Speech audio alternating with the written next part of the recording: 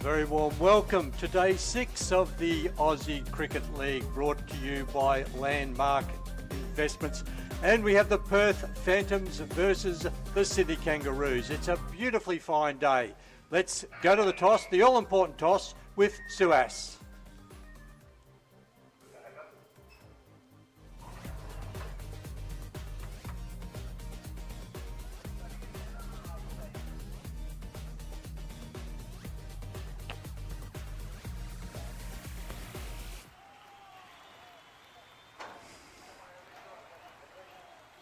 The clouds seem to obscure the sun sometimes, but the sky is still blue. Hello and welcome from the KC Fields. You're watching the Landmark Presents Aussie Cricket League 2023. The captains of the two teams have arrived in the middle, as today it's going to be the Sydney Kangaroos taking on the Perth Phantoms. First up, the captain of Sydney Kangaroos, Mr. Nasir Jaleel. Alongside him, Damien Sweet, the very popular captain. And alongside them are the two officials in Ankur and Rory to oversee the toss. The coin will go up now.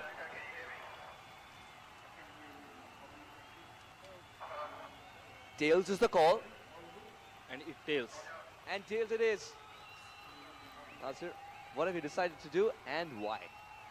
I think we've been unlucky. I think we lost the toss. I should have batted anyway. If I would have won the toss, lucky today I won that. And I wanted to bat first and set some, total, I think around 20-30 and try to defend it. Yeah, simple. It's the first time that you're batting first as well. How relieved are you to be calling the right side of the coin? I think I'm happy today. I'm just, play a little bit under pressure and, put the other team under pressure a little bit with the, defending it and, see how it goes. It's going to be a nothing to lose attitude as well, isn't it, from the Kangaroos? Will it make them more dangerous? I think so. We got nothing to lose. We have some changes. I think we give some other young boys a chance as well today. And, it's a good event for them, playing with the, good cricketers here and a good exposure for them. I want to give them a little bit of experience. So, see how they go. It'll be great fun rubbing shoulders with you as far as the youngsters are concerned. Have a great game ahead. Thank you very much. Damien, what would you have done? Definitely batted first, yeah. Do you think the surface will change as the day progresses, though? You played enough to understand that on this particular surface itself. Yeah, well, it was exciting to see the big roller out, so hopefully that will play into conditions and make it a bit more batting friendly. So hopefully Kangaroos put up a score here and we can go from there. Do you have a number in mind and any changes as well for this today?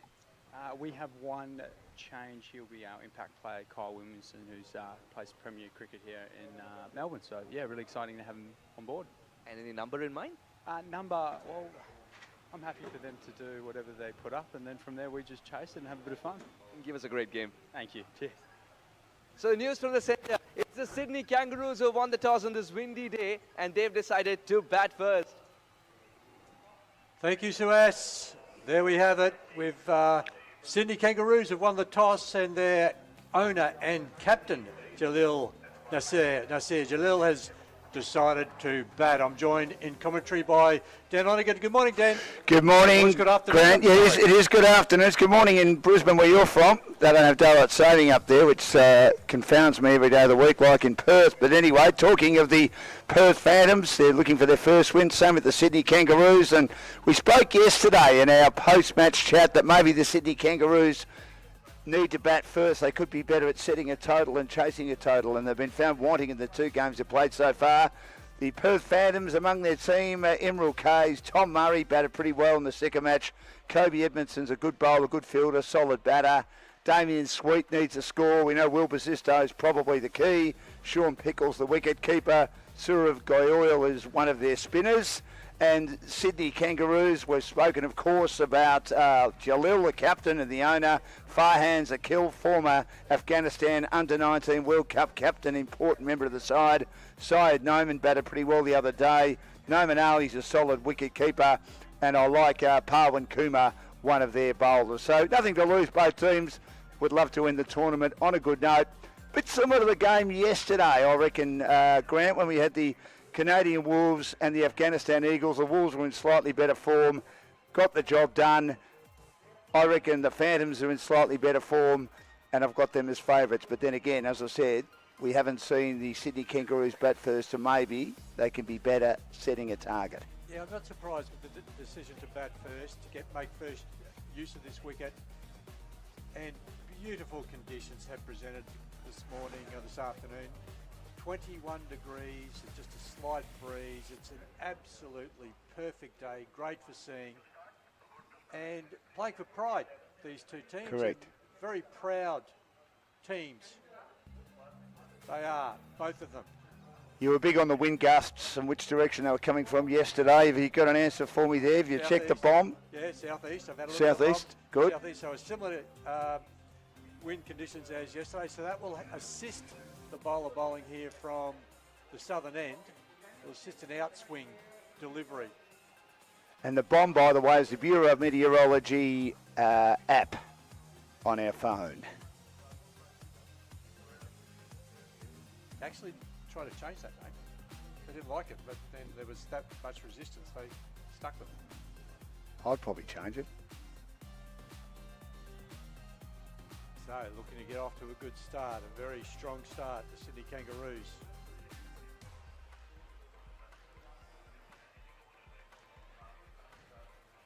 Starting with some on-pace bowling. We've found that it's been really important for that medium pace, a quick bowler, just to bowl that line of length. Anything short has been dealt with, and anything too full, of course.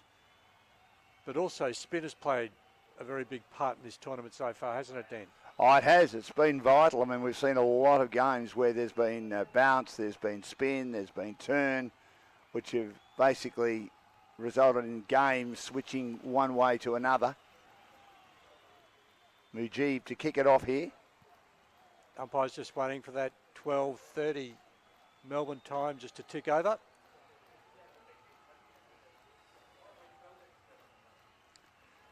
Ensuring that we start right on the dot. Faran Zakil, the right-handed batter. Who's so important to this Sydney Kangaroos team. We mentioned a former Afghanistan under-19 captain. And playing against another one from the Perth Phantoms in Will Basisto. And Waleed opening with him. Highly credentialed players. Mujib. Right arm, medium fast from the southern end.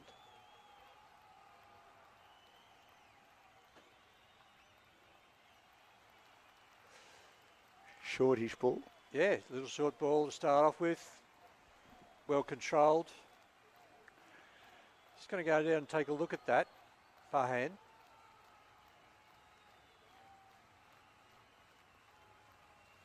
Took off more than he anticipated then, Grant, but he had the nice soft hands. And managed to keep it down comfortably.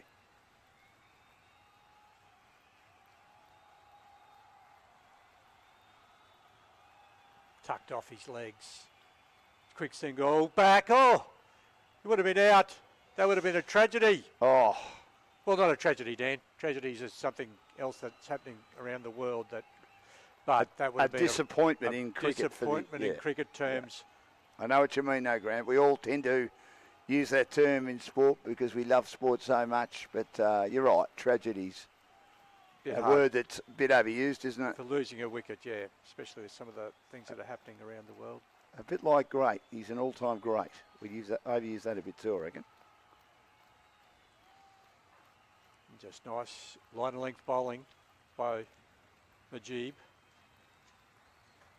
Well, I don't think Faran was watching his teammate until it was nearly too late. He was more than halfway down. He had to retreat, and he did retreat. Damien Sweet having a lovely chat, putting his arm around his bowler as he goes back to his mark. Been impressed with the way he's captain. He hasn't quite got going individually with his performances out first ball in the previous game, but he seems to be a pretty good captain, Damien Sweet.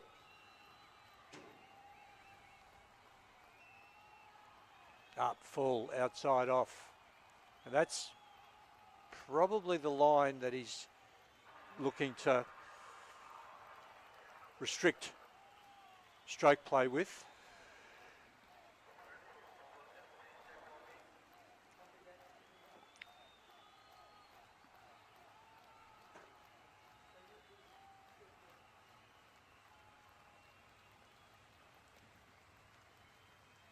Majib would be very happy with the start. 4 dots. Faran, on the other hand, will be extremely keen to get off strike, get off the mark.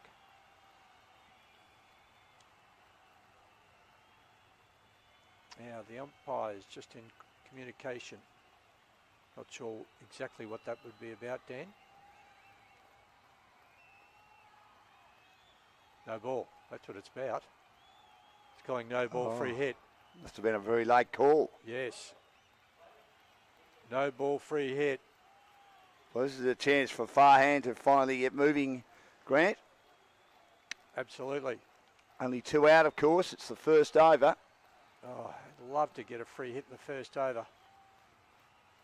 Deep cover's one of those.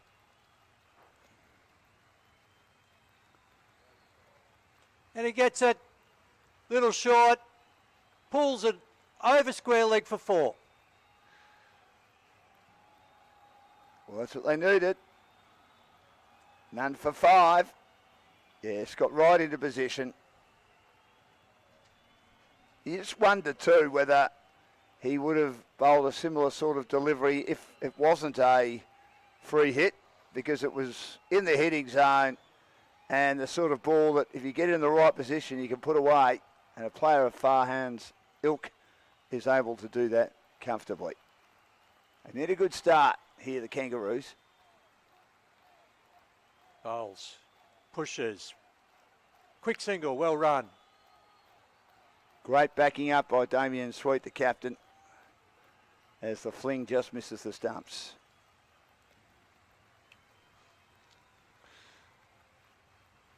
So 1 ball remaining in this Majib over.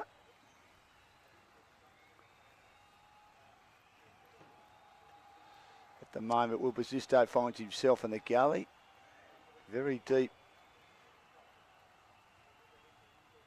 cover point. Damien Sweet sort of put himself into a catching position. He'll go back a little bit now, which was a short extra cover.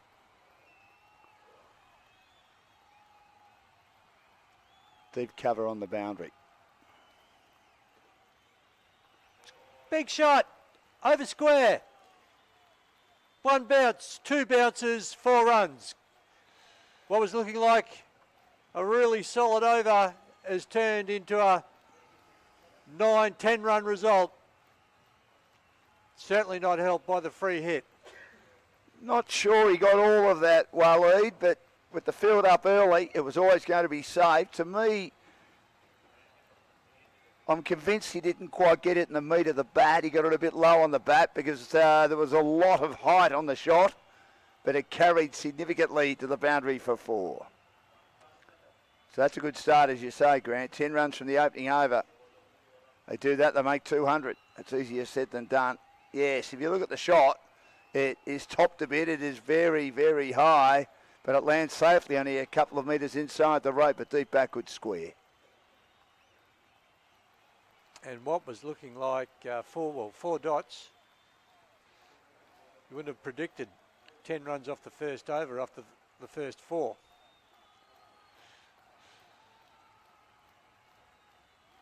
The only other issue I have with Damien Sweet was he took a long, long time in between overs to put a field together.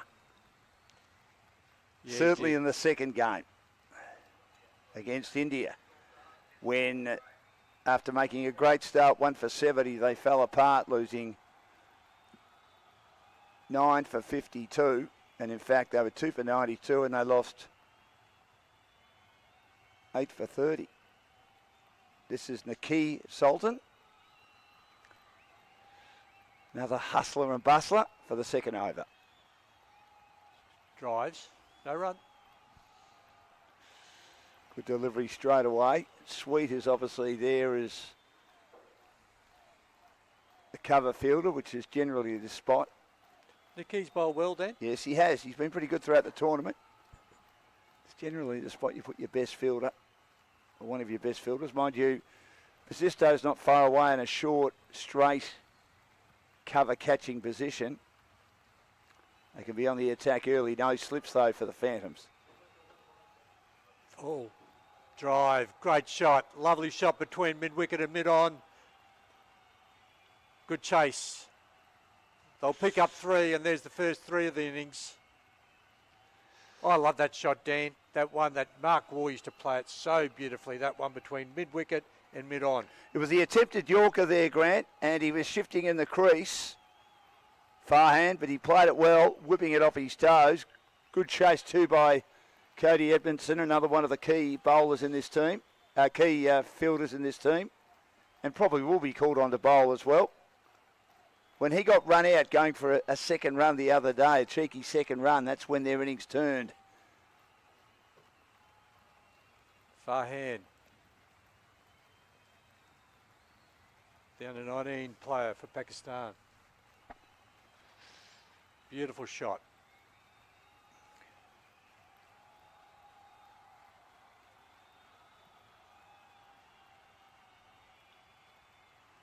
Good bowling, the key, had him on the back foot. Yeah, nice line of length. That's what he needs to do. He needs to just be bowling short of a length and pinning him, making it hard for him to score and get those dot balls up, which are vital.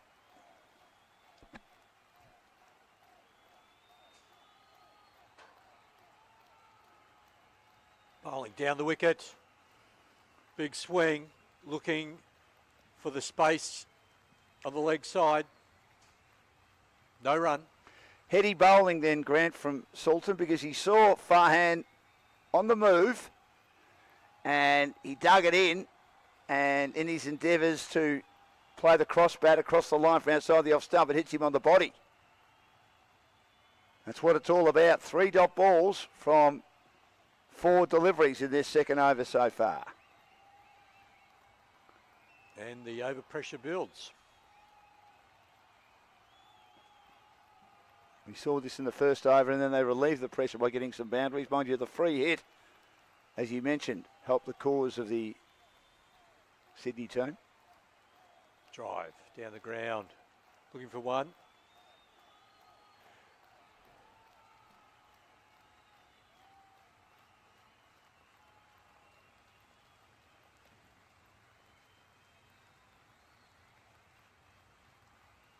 Looking at the dugout for the Sydney Kangaroos, they look pretty relaxed, including the owner and captain, Jalil, won the toss, elected to bat.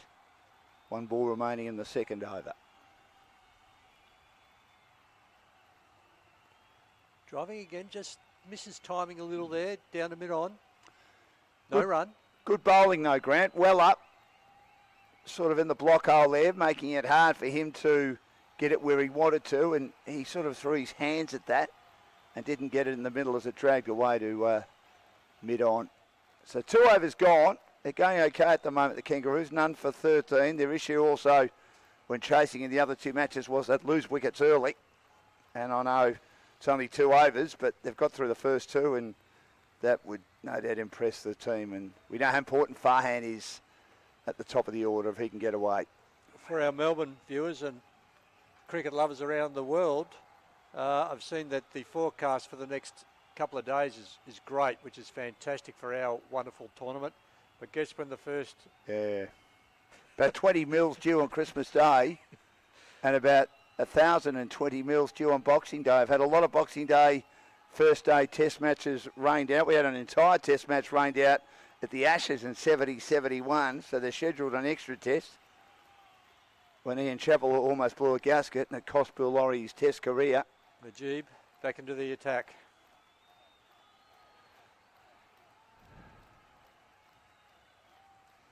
Outside edge, down the deep third man. Well bowled, Najib. I remember one of the Ashes tests of 98-99. It rained the entire day and the test match was still over on the 4th day. They played an extra 45 minutes to get a result in Australia. They'd already won the Ashes when they were going through a period of finding it hard to chase small totals, and Dean Headley bowled them out. The only test Matthew Nicholson played. Driving. Doesn't pierce the field, will lead. That was a beautiful shot. That deserved runs, didn't it, but good piece of fielding, well positioned in the covers. And Tom Murray made that look simple in being able to grab that because there was plenty of power and timing in that shot through the covers. Slightly over pitch, the attempted Yorker, not quite executing it the way he wanted to, Majib.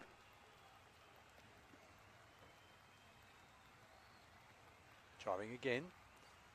Mid off this time, finding the field will lead. What he's doing pretty well at the moment, Grant, is he's making them drive, and that's what you want them to do, especially early days, hoping that they could just get a bit of movement on the wicket. I know there's no slip in place, but maybe not get it too square and just get a tickle through to the wicket keeper in Pickles, who's been pretty solid behind the jump in this tournament. Swings. That's got to be very close, and the figure is raised, and there's the first wicket. Walked across the stumps, looking to clear boundary on the leg side, and that's a first wicket for the Perth Phantoms. And it was interesting too, they were going for a leg by, and as soon as he was given out, he didn't even look. Didn't even look at whether he was going to go for a third umpire. That was as plumb as anything, playing across the line, down on one knee. And that's a good breakthrough. Well bowled by Majib, the slow one, and they've got a good breakthrough early days. They're in the third over, and that, of course, is Waleed Jalil, the son of the owner and the captain. You don't often see them walk for an LBW, but I saw Cameron Bancroft do it the other night. He did it. He walked in, but very rarely. The batter always lets the umpire give you out with an LB, and but that one was absolute missing off. Missing leg and hitting middle about halfway up, Dan. That's correct. That is as plumb as you're ever likely to see. Yes, and he was running off, wasn't he, when he was given out? 1 for 14. He knew. I mean, he took a risk. He said, this is on middle stump. I think I'm good enough to do a Kim Hughes and go down on one knee and swipe it away as he did at Lords in that centenary test in England all those years ago, but he wasn't able to. He missed it. And well bowled by Majib. So Sundays is the new batsman to the crease. Normally, Waleed's old man comes in at 3, the owner, but Sunday's been sent up the order. Down leg. And that will be called wide. The attempted slow one didn't quite work then from Majib after there was an off-pace delivery the one before to get that wicket. 1 for 15, again losing an early wicket.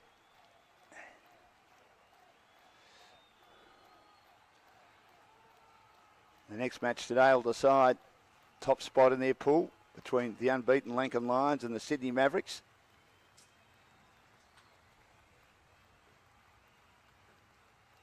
Driving on the up, gets through the field. That'll be an easy 2. Again, to me, it was slightly off-paced. And he sort of moved his feet, but he had the bat a fair way away from the body. But he sort of allowed the ball to hit the bat then, Sandays, and steered it through the gaps in the covers. Nice over by Majib. Now 1 for 14. Last ball.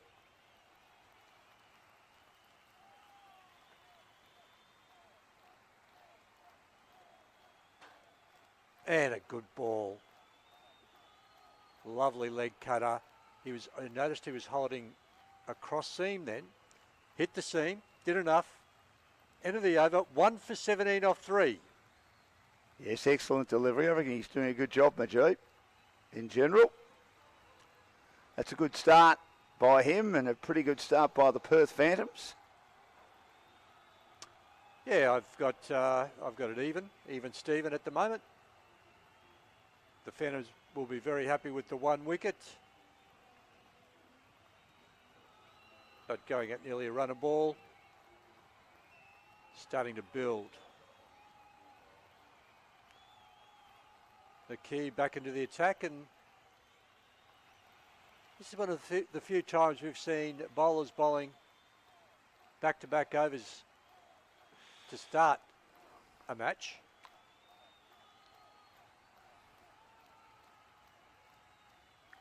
Lovely shot. Off his pads. Down square, and that'll be 4 runs. Yes, didn't bowl to his field because the fielder in the deep, as we're still, of course, in the power play, was 2 square then. That was hit finer behind square and straying on the leg stump. Lovely roll the wrists. Beautiful cricket shot.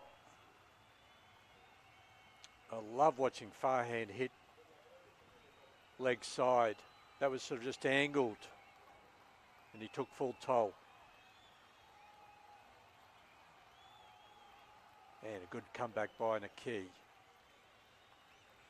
Well, in the first game, Grant, the Phantoms used Basisto to open the bowling with his spinners, but obviously resorting to the medium paces at the start. He will obviously come on a bowl. He bowled really well in the first game, struggled a bit in the second game with the ball. I was very impressed, Dan, with the Phantoms coach, Dave Taylor. Yeah, he's a good man in cricket. In the air, lofted, cover drive, down for 4. Lovely batting, Faran. Yes, in the swinging zone, in the hitting zone then from Naki. He'd probably like that ball again because he moved across his stumps, opened up his shoulders, thrust the front foot forward, and 17 off 12 now, and they're 1 for 25 in the 4th. Batting well, Faran. Very important to this team.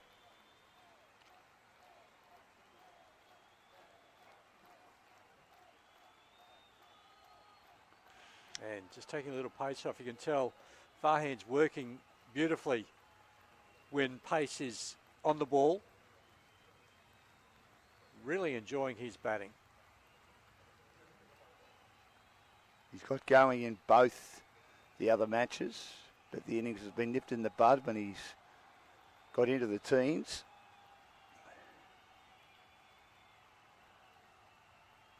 And that's an even better delivery, Grant, because it's short of a length. It alarmed him a little bit with the height that he managed to fend it down. He's seeing them well because he's playing each ball on its merits. It's doesn't need to invent any shots at 17 off 14. He's in control. Couple of good comeback deliveries there, though, by Naki.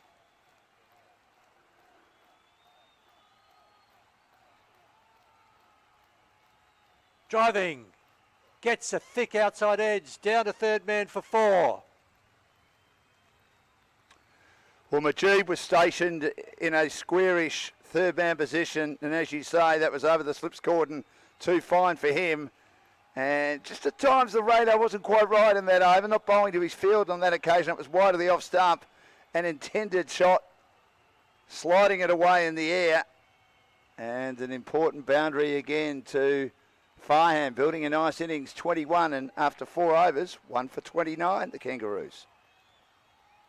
This may be a silly question, but what do you do on Boxing Day? What's your Boxing Day normally look like? Obviously, when I broadcast, I have to go and broadcast. I will go sometimes. I don't have my MCC membership, but I will generally watch it at home. And yeah, just keep a close eye on what's going on. I'm going to my partner's family for Boxing Day lunch. They're catching up, so I presume it'll be on at their house. So we'll just watch it after we eat.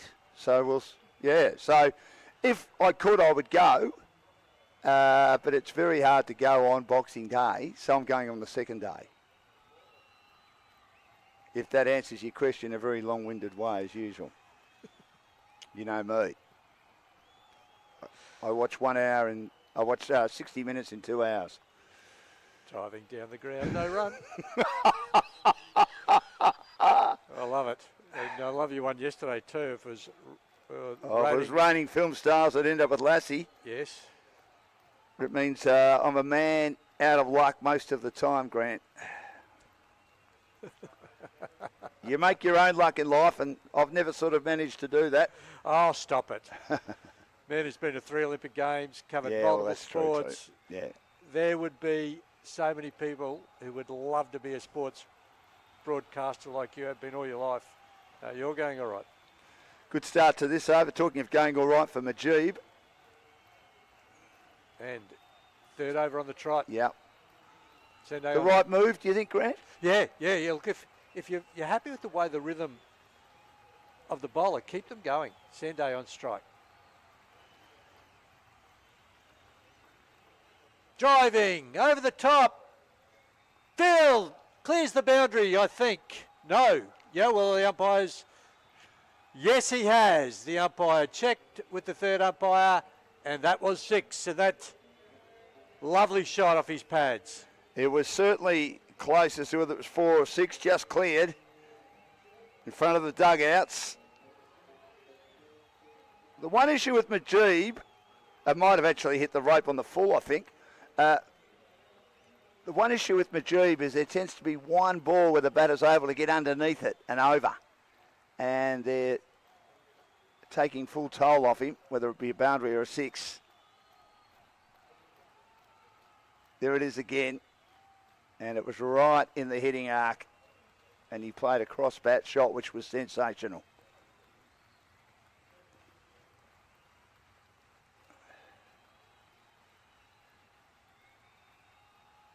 Just paddles it around. He'll look for 2. Will the sweeper get it? Yes, he'll come around, pick it up. They'll get a 2. Easy 2. And lovely batting, Sende.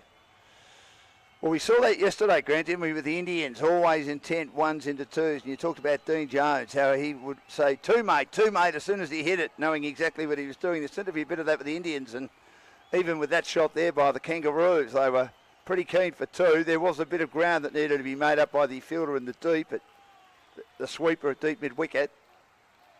Still just 2 fielders allowed out in the power play.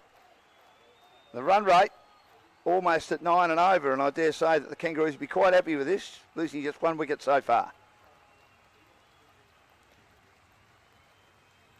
Back, doesn't quite time it into the offside. No run.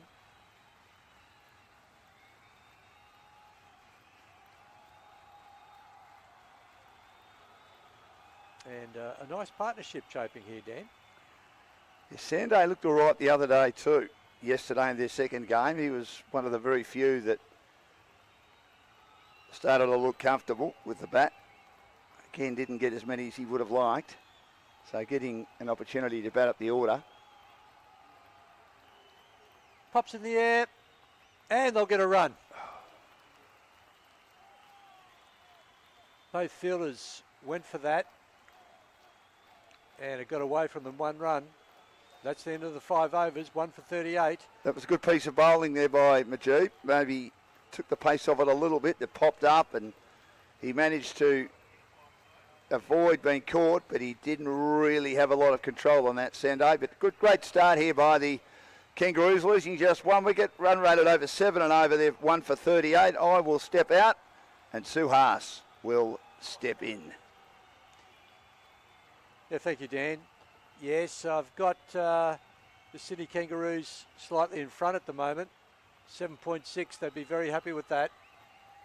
That'll have them at over 140 plus.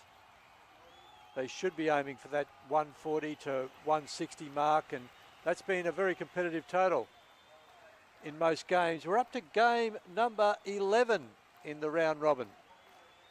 Game number 11 of 12 before we make it to the semi-finals tomorrow, Saturday, and the big grand final on Sunday. And we welcome for the first time to commentary Suhas. Good afternoon, Suhas. Very good afternoon, Brad. Good afternoon to everyone watching. Just love this thing going with sweet. He's given Harris the license to set his own field, but he says keep me on the same page. Let's take a look at where he's getting some protection on the boundary. He's got a deep square leg and will have a deep cover to the right-hander.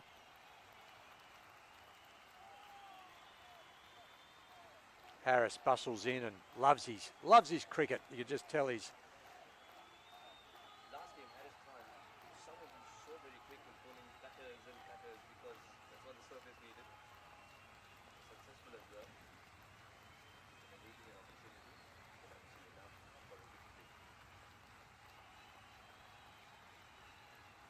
driving. No run. Superb start, bro. Right on the money. If Harris can't, he will get this. And today it's a different surface altogether. I think yesterday was an indication that there are a lot of runs to be made.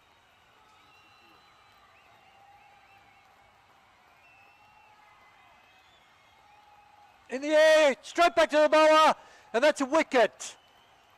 And this is why the efficacy of Harris can never be questioned. He took his own sweet time, and I repeat, sweet time with Damien to set the field, confuse the batter. Couple of balls in the same region. The bat pace closing early, and the simplest of catches for Harrison is followed through. A big blow for the Kangaroos. The second wicket's down. And we see the importance of the full pitch delivery.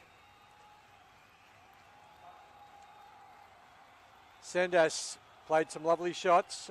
11 off 10. Caught and bowled Harris.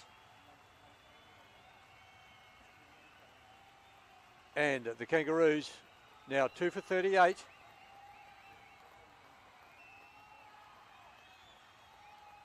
And out walks the captain and owner, Nasar Jalil. And this is why that pace closing early. Some days he knew he was in trouble. Harris is a tall man anyway. He didn't have a jump. And it's followed through to make things worse or difficult. Puts his hand up and in great position completes the catch. He was trusted with so much. Harris has delivered every single time. Bankers are looking for a fight back when it comes to the tournament as a whole. Very soft dismissal in hindsight. Yeah, Sendas will be disappointed with that. He always has a thing or two to say. He's such a sweet person, but off the field, on the field, very competitive. Nasir Jalil is as well. Said with a smile at the toss when we're getting the bat first. I'm so happy about it because he always wanted to bat first ever since he practiced back to come to Melbourne. There's a lot of cricket in Sydney. And someone who underscores the point that age is just a number.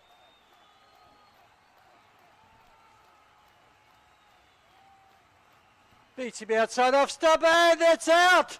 First bowler caught behind. Harris is celebrating. Nasir Jalil is walking off.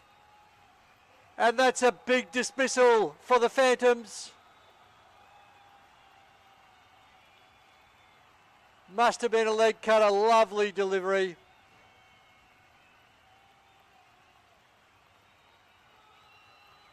Oh, this is a peach from Harris. He's looking at the surface in dismay, but that's a peach. It moved so late and so gently, kissing the outside edge, and that's all it required to send Nasir Jalil back. The way Harris is able to give the biggest of blows with the softest of dismissals, that's what sets him apart. 38 for 3. And oh, fancy getting a ball like that first ball. An absolute, as Sue has said, an absolute peach. Angled in, held its line, caught behind. You go back as a batter and you go, well, I really couldn't do much about that, not my day. So we have a hat-trick ball. The big hat-trick ball. We've seen a couple of hat-trick balls in the competition so far, but I don't recall any hat-tricks. Suhas, has there been one? We're yet to get there first. No, okay, yeah. We yet to get our first. Pardeep to take strike, and they've brought a slip in. Sweet's put a slip in. Here it is, the hat-trick. Oh! Ever so close.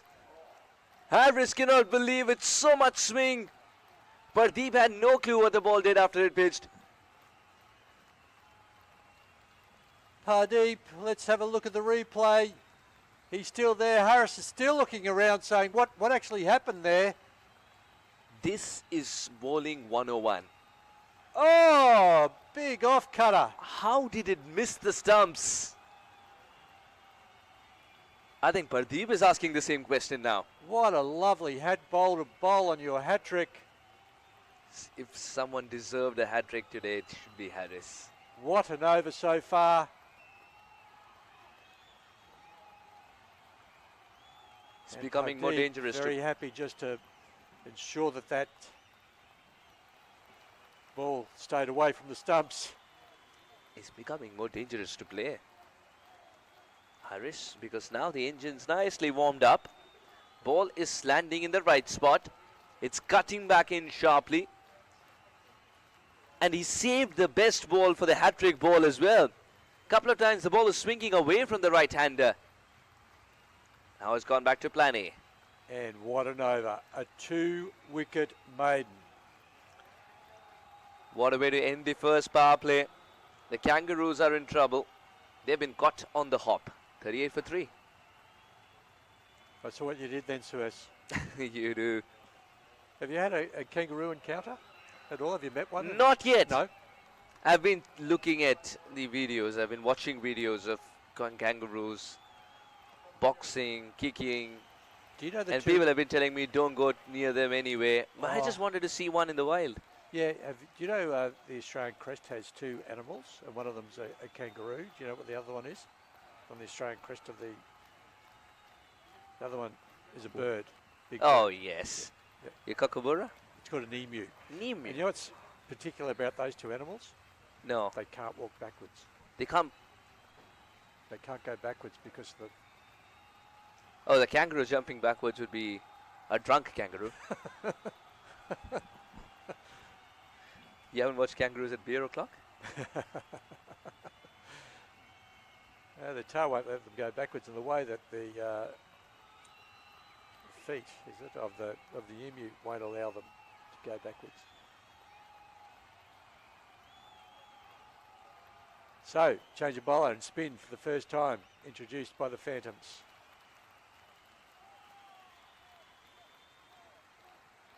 Drop short, square. The sweeper will come down and pick that up. 1 run.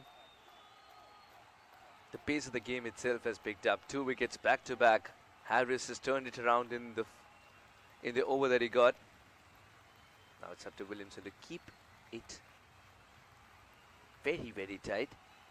That's the first run in 7 deliveries. And it's cost him 2 wickets. The Kangaroos. This is Carl Williamson. He's a South African. He's had... Oh. Well bowled. Lovely leg spinner. Just Bond love the way. Beach. In the southern suburbs of Melbourne for 4 seasons. For 1 year. Then he went to Melbourne, played Premier Cricket, so leggy. And he's landing them beautifully. Taps, runs. 1 run, safely. Good start by the leggy. Williamson. It's a treat to watch Williamson. Just one thing perhaps, because the rules after COVID is that little lick of his fingers before he touches the ball. Square. But the drive fact that he's doing it behind the umpire as well.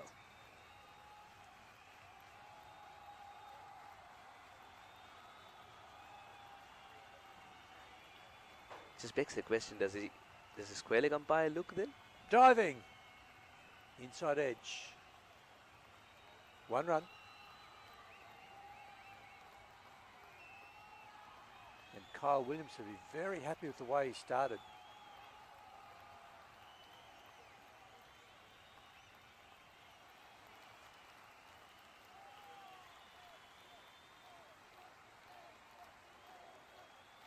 And nice delivery. Well pitched. Lovely leg spin. 1 dot, 1 dot, 1 dot. Had to be a dot the last ball to keep that series going, that sequence. Current run rate 5.86. 3 for 41. The Kangaroos, Sydney Kangaroos, off 7 overs. Nice over, wasn't it? Suez.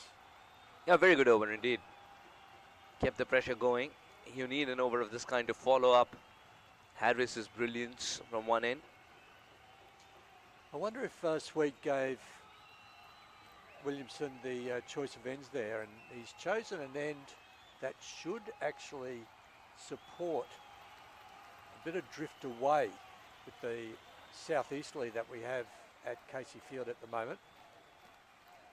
And as Harris, of course, while Harris is on a roll, he's coming back into the attack.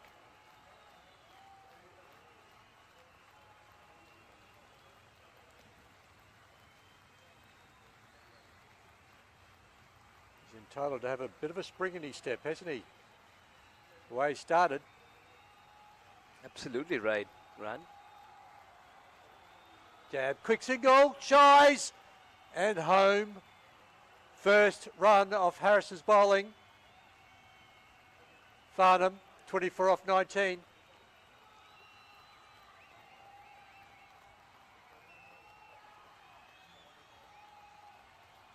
Very well adjusted by Harris, who's watching the batter till the last moment. Had that been a directed, could have been a different story. Because he did not slide his bat. He plonked his bat at the other end.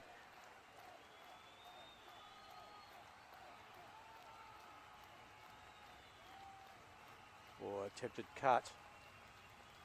Hurried on. I thought to Pardeep. he was trying to pull Pardeep. He was looking leg side-ish, but it bounced more than anticipated. He's a strong man, Pardeep. He hasn't rubbed the area where the ball has hit him. He's just looked at the surface in dismay.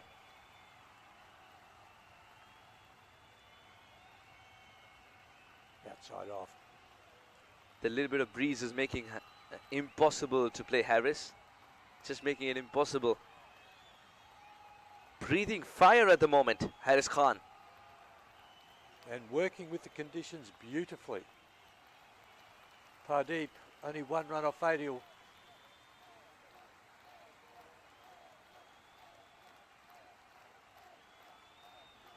Big shout. Going for the hook shot. Not out.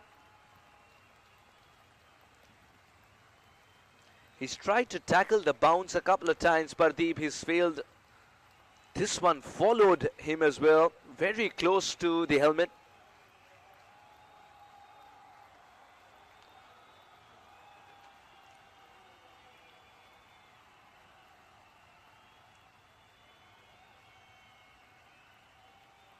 Just love the follow-up deliveries as well. Every time Harris knows that he's got the batter in trouble, he keeps the pressure on, and that's what I think that's what makes him a better bowler. Yeah, he's got a lovely line going at the moment. Using a couple of lengths, but he's got this lovely line. Any shorter,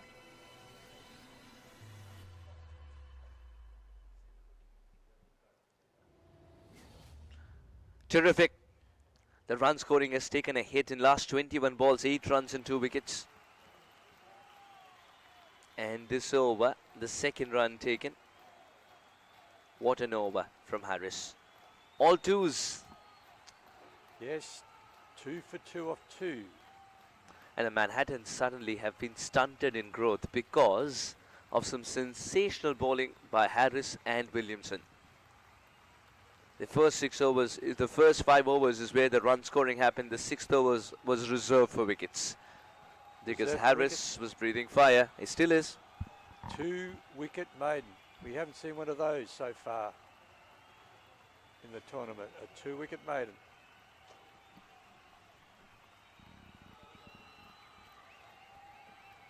And we have Williamson again from the southern end, the leggy.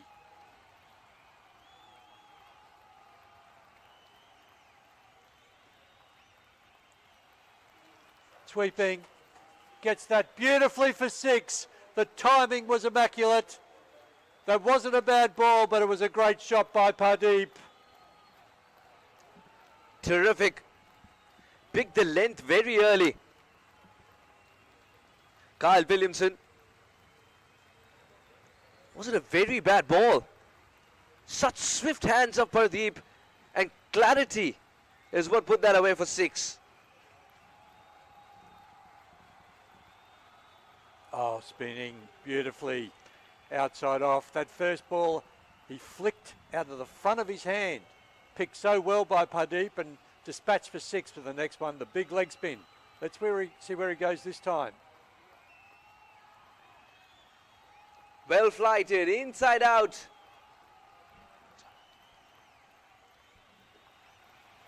As Suez says, nice shot over cover, 2 runs.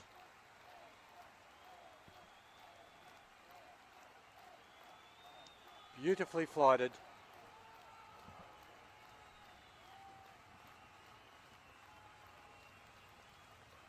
Driving.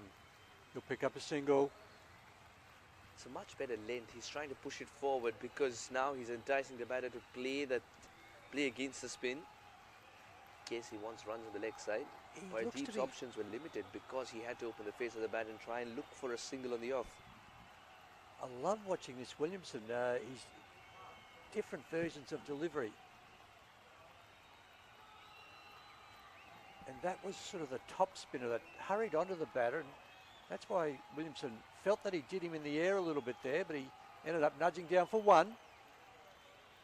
Despite that first ball disappearing for 6, Williamson's come back well and he's finished the over rather quickly. The only point of concern for me is that little lick that he gives to the fingers.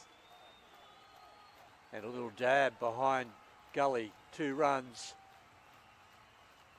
And I love watching good leg spin bowling, and that's what we got there. It was also great batting by Pradeep to be able to pick up that 6 off the first ball. 3 for 54 off 9. The Sydney Kangaroos. And the run rate now has just pushed over 6 and over.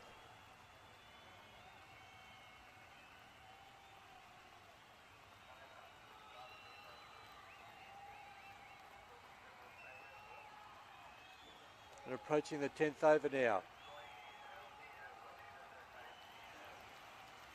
Sweet has given the ball back to Harris and said, "You're the man in form. You're the man bowling beautifully for us." Harris goes over to Sweet to talk about the field. It's good thinking to give Harris another over at this stage because he understands that a wicket at this stage of either Faran or Pradeep, both of them are hitting the ball well, will make things easier for the Phantoms. The Kangaroos are rejoicing the fact that a partnership or something that resembles a partnership has started to build.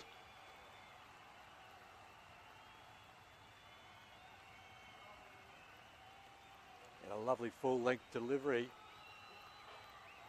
It seems it's hard to time Harris at the moment.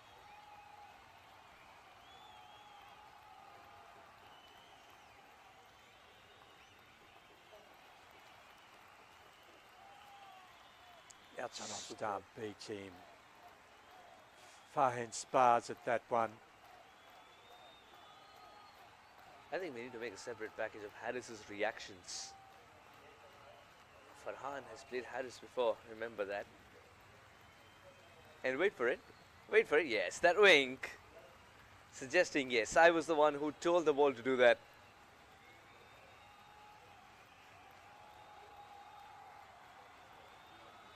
This game's being played with some camaraderie, I tell you. It is. Look, it has been. The whole tournament has been just so played in terrific spirit. But I love that little wink. That was a good pickup, Suez.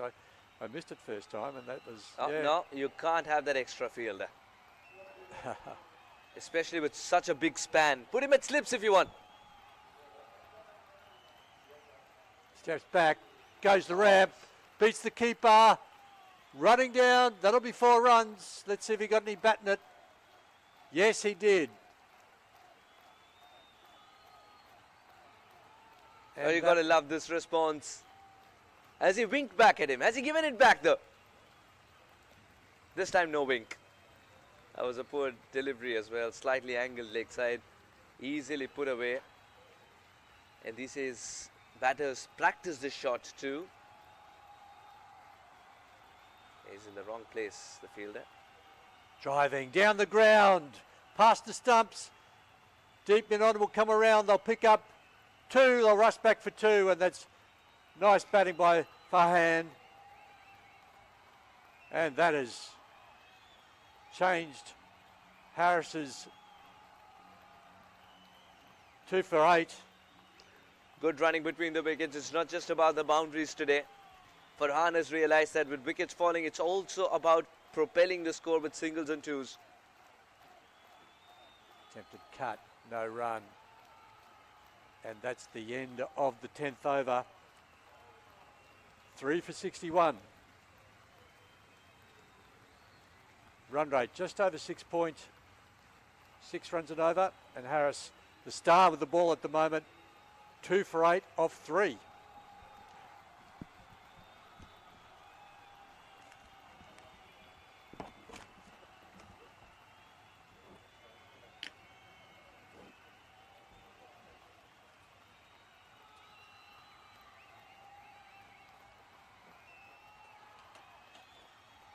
(31 and 26 for Faran. Waleed was back in the hut too quickly today. Sunday got a start but didn't click because Harris was excellent with his change in pace.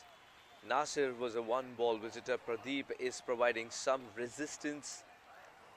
Farhan and Pradeep have stitched together a good partnership now in terms of bringing back Sydney Kangaroos on the right track.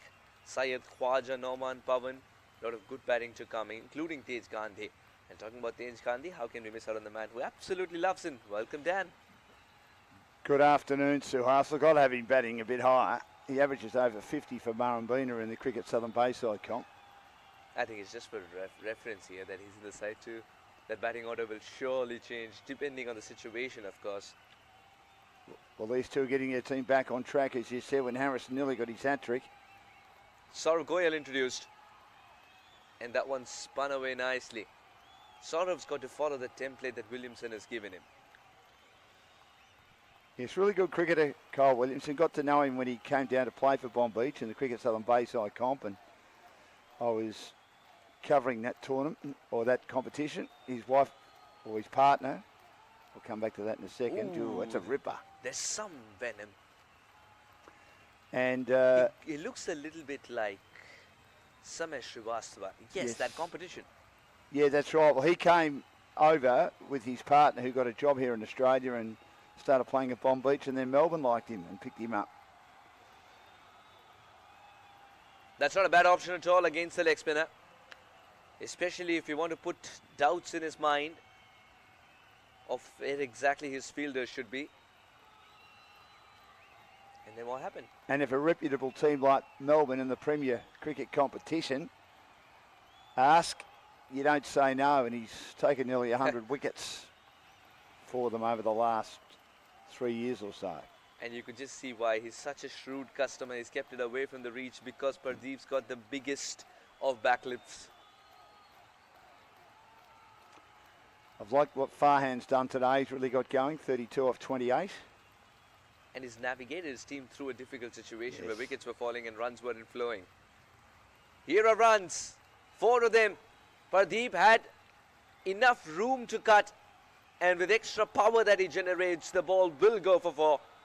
Good placement too. Not quite getting the control right there. It was very wide of the off stump.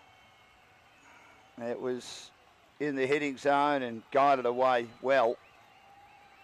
Good adjustment by Pradeep, I thought, because he was moving towards the ball and still had enough room and power to put that away. For a cut shot, you need ample room. Now he's just hanging his bat out. He's nearly at a run of ball though, Pradeep, 18 off 20. The cameo that's required as Farhan has been there since the start, 32 off 28. So 3 for 67 after 11, Suhas. You'd think they could get 130, 140 from here, and they've had the opportunity today, as Grant and I mentioned earlier, to bat first. They've struggled chasing. In 9 overs, 70 runs with 7 wickets in hand, you take it with 2 set batters. They've had 40 dots so far. Yeah, they'd want to reduce that. Remember the 40 dots, many of them came, 6 of them came in the last over of the power play, the 6th over, the first one. When they lost 2 wickets in the 1 over. Yeah, Harris did not concede anything at all. And then Kyle Williamson followed it up with a wonderful over. I think just 2 runs of it. Needs to pull the back of his strides down, Farhan, where his pads are. He's kept it away from Farhan, but still within reach is what the umpire feels. The Good slow guideline will move with the batter only if he moves towards the guideline. Here he was dancing down the track in straight lines.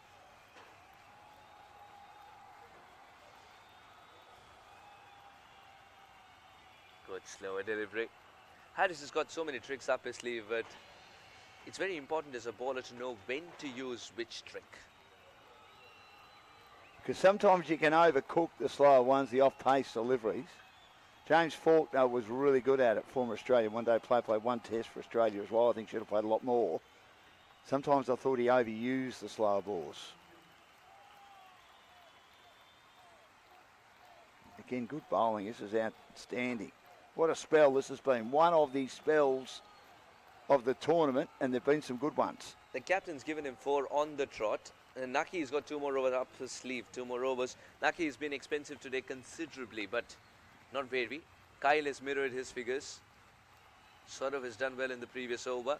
It's auguring well for the Phantoms. They've kept it under control after wickets at regular intervals. Someone had to accept Busisto's throw. Realized a little later, but still collected the courier just in time. You don't see it too often where a bowler in T20 cricket has 2 maidens, and Harris has the chance here, although I bet you put the commentator's curse on him. Wow.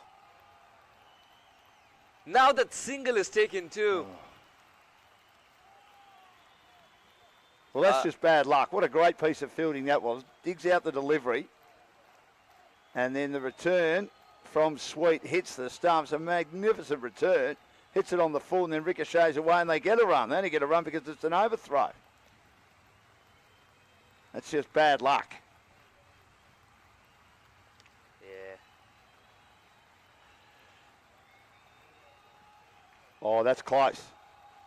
Close but not given. I still believe it would have missed leg stump on first viewing, but just tells you, had that not been an overthrow, would have been another maiden for Harris. 1 run off it, it's still good enough. 12 gone, 68 for 3.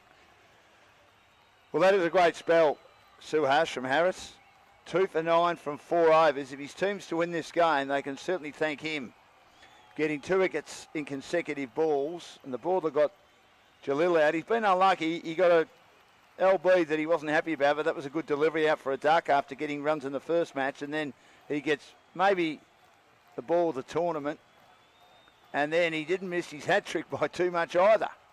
19 dot balls. Look at that. 19 Incredible. dot balls is just excellent. The economy of 2.25 in all that mixed with a couple of wickets.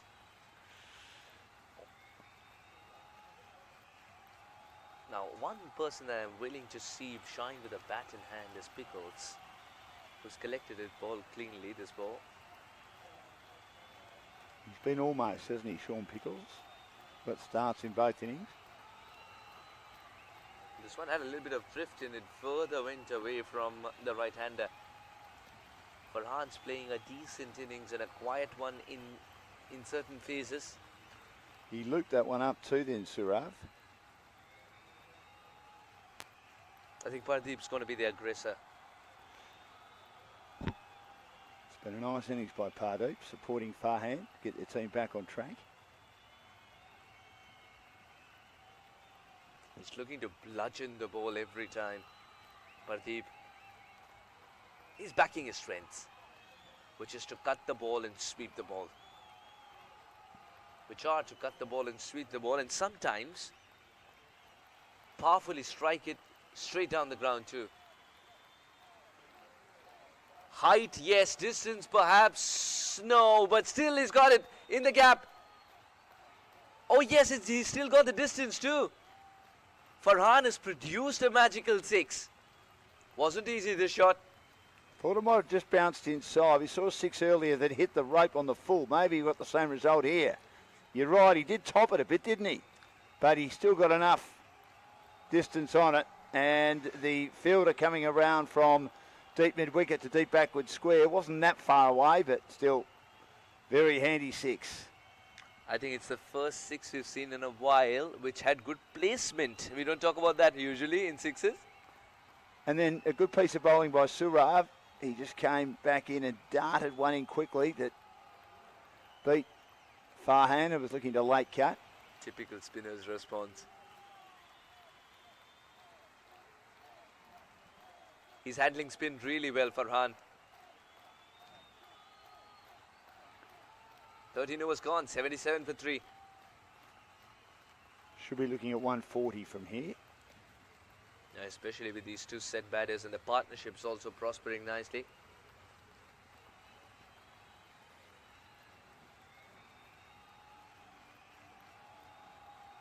But we've also seen a situation where a team's been in a strong position. We'll go back to the Phantoms the other day against India. 1 for 70 after 10 and then 2 for 92. The run out of Edmundston, attempting a 2 after taking the pace of it. And it just dropped, talking of Edmundston, he's about to come on, just dropping it outside the circle. And they went for 2 and he got run out from then on. They just fell away.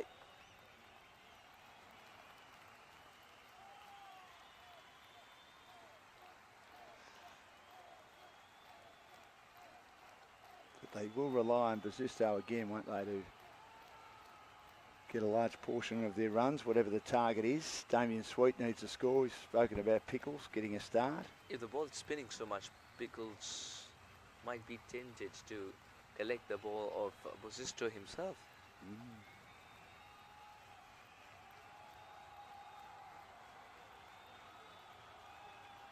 It's a good start. Suhas from Edmundston. Cut it close to the body. Did Pardeep, who's playing pretty well. Sorry, Farhan.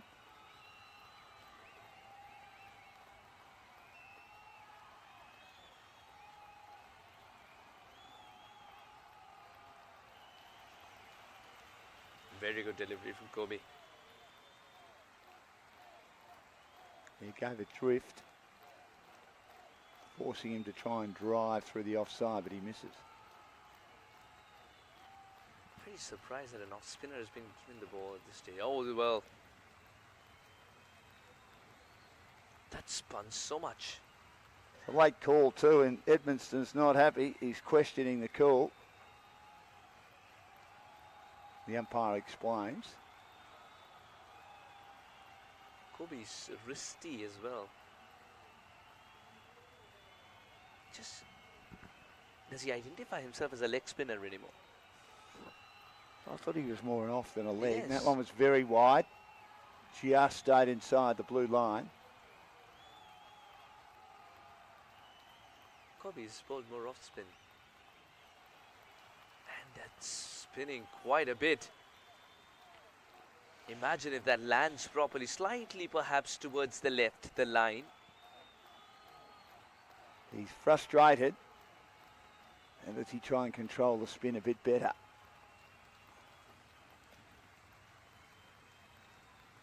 The way he cocks his wrist is what makes you feel that he's more of a wrist spinner, Kobe. But at the end of the day, he's turning the door now. His variation's been pretty good. He'll dart a couple in, he'll rush 1 or 2 through, and then he'll give a few air, as that one is an example of that. Oh, very well played. He's getting at least 2 for that. Oh no, sticking to a single because the throw was so good. Surely Farhan wanted another one. Pardeep said no. Keenan Hughes doing the fielding in the deep. In hindsight, it was a good call to stick with single, it seems. It came back in too. Looks like spinners are going to have a field day today with that much spin. 14 overs gone, 83 for 3. 4 runs from the bat, 2 wides as well. So the run rate just under 6 and over, but they're in a good position. This partnership approaching 50. Another good one. There have been a few valuable partnerships in this tournament so far. This being as valuable as anything we've seen, considering how the Kangaroos have batted in the tournament. Now, the projected score could be, if the current run rate stays at 5.9, 119. If they get it to 7 and over, 125. 9 and over, 137. 11 and over, 149. And if they get on a big blitz, it's 161. Now we're going to have a look at Damien Sweet, the redhead, the captain, who's going to come into the attack for the first time in the tournament. with his team needing a wicket. Oh, well. I think Damon Street was tempted to bowl, seeing so much spin. But the fact that it's spinning from either end, that's very encouraging. Harris has bowled well as a pacer. There is some swing early on as well. The ball is spinning too, and still the runs are being scored. I'll tell you what, this is the most sportive surface that I've seen. 46 off 55 this partnership. It's come at a great time. He round-armed that second one in quickly. There it is again. Now that came back. Did you see that come back? Sometimes I feel that this ball is darting back like the game that it is called the pinball. Have you played that game? I it have. seems to ricochet off everything. So badly. It was huge in the 70s and 80s in the milk bars, which don't really exist now. It does virtually. We don't have too many milk bars, which used to be on every corner in Melbourne in the 70s and 80s. Milk bars? Yeah, milk bars. You'd go in there and you'd buy your milk. Oh, beverage and you'd buy o'clock. your lollies. You'd buy all sorts of things. You might buy your bread. When you said milk bar, I thought it's a chocolate. Well, we used to have two in our neighbourhood in Eaglemont in the northeastern suburbs. It's a good return. Sweet, though, hurt his hand on the way through. But it's still a good over. Yeah, he's done okay. None for three. He's all smiles. He loves his cricket, doesn't he? Sure does. And that's how you stay one step ahead of the batter. Good work, Pickles. Good work, Damien. 15 overs gone, 86 for 3. Well, he tried the slog sweep then, Faran, who's got a 100% strike rate, 44 from 44. Pardeep, 23 from 28. And the partnership at 48 now. This could be the partnership that turns this game. The Kangaroos way after Harris is on a hat-trick and then very nearly got his hat-trick with maybe a ball that was better than the one that dismissed Jalil to get on the hat-trick.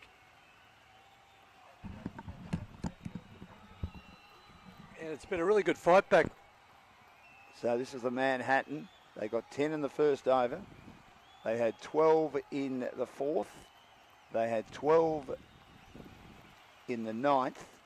They've been their most productive overs. A couple of other eights as well. Edmonston bowls. This is swung long and high. There's a fielder underneath it. And he's not able to take it. Should have taken it. And he's very angry with himself. He got around to complete what should have been a comfortable catch. And he is very, very annoyed with himself, dropping what was probably a soda granted deep mid-wicket. Yeah, let's take a look at the replay. And Pardeep had given up on it. He'd stayed at the striker's end thinking, oh, that's out. And it wasn't out. Out of the hands. And that's gone for 6, Dan. Yeah, gee, doesn't that annoy you? When you bowl one down the leg side, you might get frustrated and you just lose concentration yourself. You drag one down the leg side and Farhan's brought up his 50 with a 6. Working it away behind square. 50 off 45. Adding insult to injury as far as the Phantoms are concerned. 23 dots, 5 fours, 2 sixes, a strike rate of 111.1. And that drop catch, and then the 6 could be a defining moment in this game. Edmondson again. Shorter ball. And we look at the 6 once more. And this time, he plays into the offside, back live. And he drives. And just after the first 5 overs, the Kangaroos had scored 38. Then the next set of 5, they only put on 23. Now Pardeep helps himself to a maximum as well as he swung underneath that one, launched it on the onside and hit it over the head of the deep mid-wicket fielder, and it goes a long, long, long way. Yeah, it's been a really good fight back by the Perth Phantoms. Having said that, until this little spell here and this lovely partnership between Pardeep and Faran. Just putting it in the hitting zone. None for 20 in his second over. 16th over, they're 3 for 100. The century up as well. They're in a good position here. Edmondson flights it, and again he swings from outside the off stump. Didn't get all of it. Rolls down to deep mid-wicket, and they get one. So the first set of 5, 38. The second set of 5, only 23. And the third set, 24. So it was a really good fight back by the Phantoms, but they're getting themselves right back into it now, the Sydney Kangaroos. Well, on the Manhattan, this would be nearly up the top, wouldn't it? 16 from this over. And again, he gets one that nearly yorks him, but he flicks it beautifully, beats the mid-wicket fielder. And down to Basisto, who's supporting him. And you're talking about, as you mentioned, defining moments in an innings. Well, put that down, over 15, because there was a drop catch and a missed field, and a couple of big sixes there, Dan. Correct. Let's have a 17 look at for the the Manhattan. over. I think we might even have a look at the Manhattan again here. Yeah. So overs, the first over, productive, and then over 9, but look at over 16. That's the one. That's the one. That's where they've a little sort of slow in the middle, the second 5 and third 5, but pushing the button now. Here's Sweet again. This is pulled away. It's short, long, high, and a handsome 6 over deep mid-wicket. This has got it out of hand the last over or so. Farhan 58 off 48. And let's take a look at that. Sweet drags down. A bit of a nothing ball, unfortunately, straight out of the front of the hand. And on this occasion, he has pulled the next one. He's on one knee and put it straight down the throat of Edmondson, who takes the catch after having one dropped off his bowling the previous over. He's got very safe hands. He takes the catch comfortably at deep mid-wicket. Farhan, lovely half century, 58 off 49 departs. Gee, they needed that.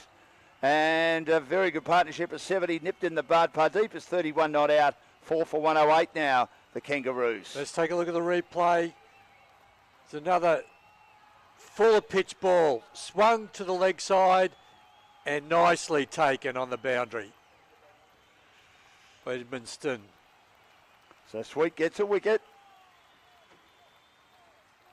Bowling flat, and again just playing across the line, but playing across the line well, except Edmondson's a very good fielder with a safe pair of hands. Still got 140 from here, and Farhan putting himself in a position where he may be considered for the player of the match. Another half century in the tournament. There's been a few of them. That was a fine innings as he started slowly and then got going when required. And was involved in a 70-run stand with Pardeep. Yeah, 58 off 49 is good batting.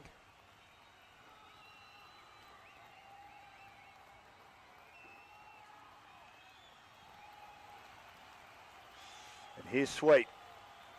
And a swing and a miss. Not taken cleanly by the man behind the stumps as Kawaj has come to the wicket in Pickles. Well, Khawaja makes his intentions clear very early. Yeah, because they've got 108. He just whacks it down the ground, but it will be caught. 2 wickets in 3 balls. And Tom Murray says, I'll kick it left foot. And maybe he needs to work on that if he's playing footy in Perth in the winter. But he takes a very good catch as he runs around, patrolling the straight hit at long off and long on. Well done. And there are 2 natural catches. Edmondson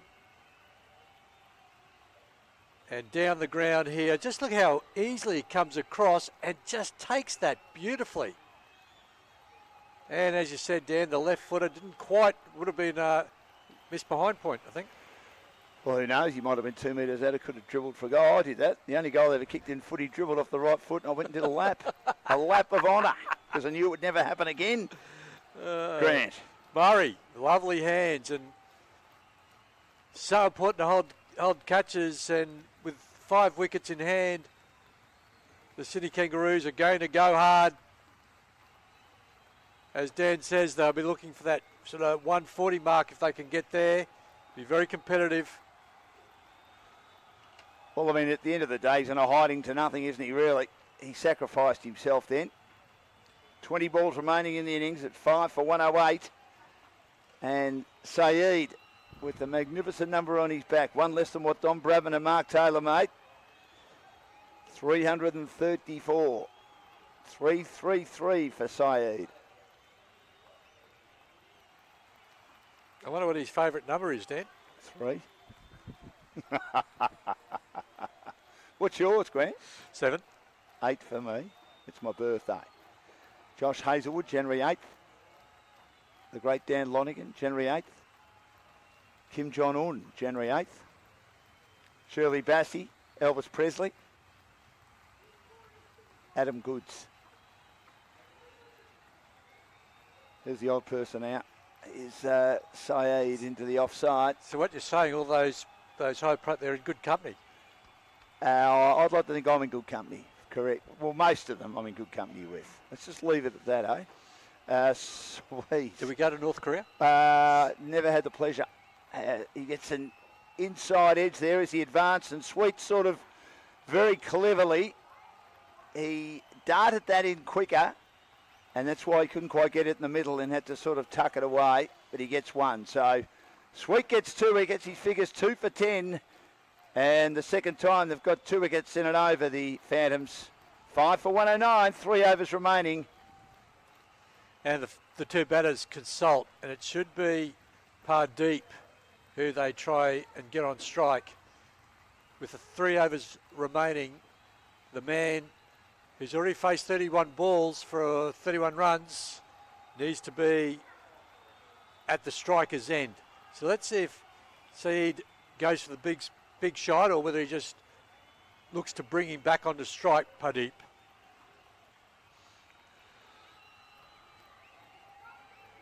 Think they can still get 140 from here? Oh, so what are we looking at there? So they're 30 off, 31 off with 15 balls. So they're going to get 2 runs a ball, which should be possible with wickets in hand. You'd like to think you'd get 2 runs a ball in the last 3 overs, but the bowling side might have a different view on that. Sarav into the attack again. Yes, none for 15 from 2. Saeed facing, gets one wide of the off stump, which just kept going, and it lands outside the blue line. Now there's a rebolt. It was reasonably clever, it just was a bit too wide. He wanted Saeed to get to him.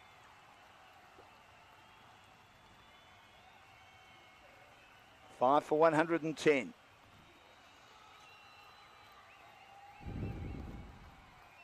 Now he goes down the ground. He has topped this one. He should be caught. He is easily caught. Good bowling by Goyal again. He completely bamboozled the batter in Saeed, and he went down the ground. He didn't get his foot to the pitch. He knew he was out and got caught in the infield. See, I'm just thinking the other option was just to get Pardeep back on strike, because he's the man who's making runs. He's the man who's seeing it well. There it is, skied. That seemed to be in the air for a long time, and another player with a lovely pair of hands. Damien Sweet again. The captain. Yeah.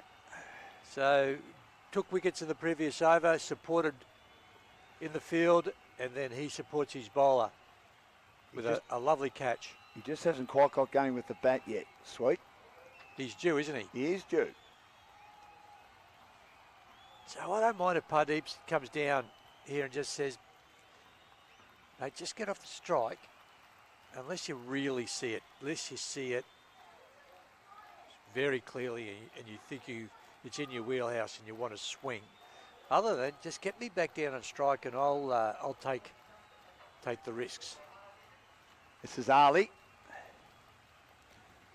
And it looks like that breeze is starting to pick up again. Umpire loses his hat. Like I lost mine yesterday. Gee, it was windy, wasn't it? It was very windy. It was pleasant, but windy, if that makes any sense. In Melbourne, it certainly does. Toss that up. I think he was looking for the single there. There's plenty of space on the leg side just to paddle it in the leg side and get Pardeep back down on strike. Yes, acreage everywhere. In front of the wicket, inside the circle.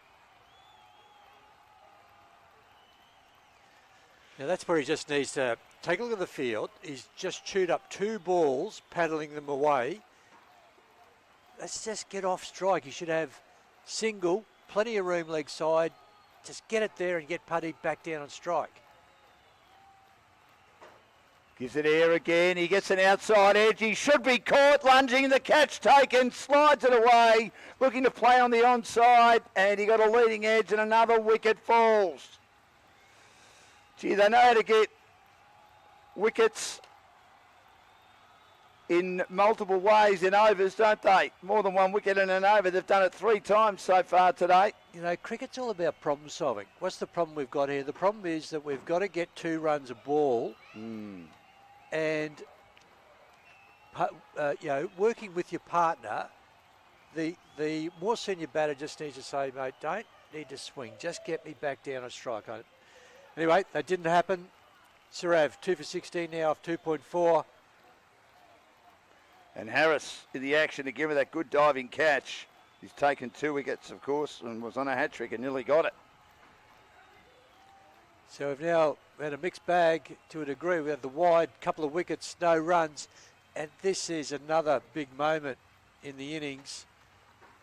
If he can bowl out close to a maiden here, he's done a fantastic job for the Perth Phantoms. Well, maybe I'm conservative, but I would just play it out.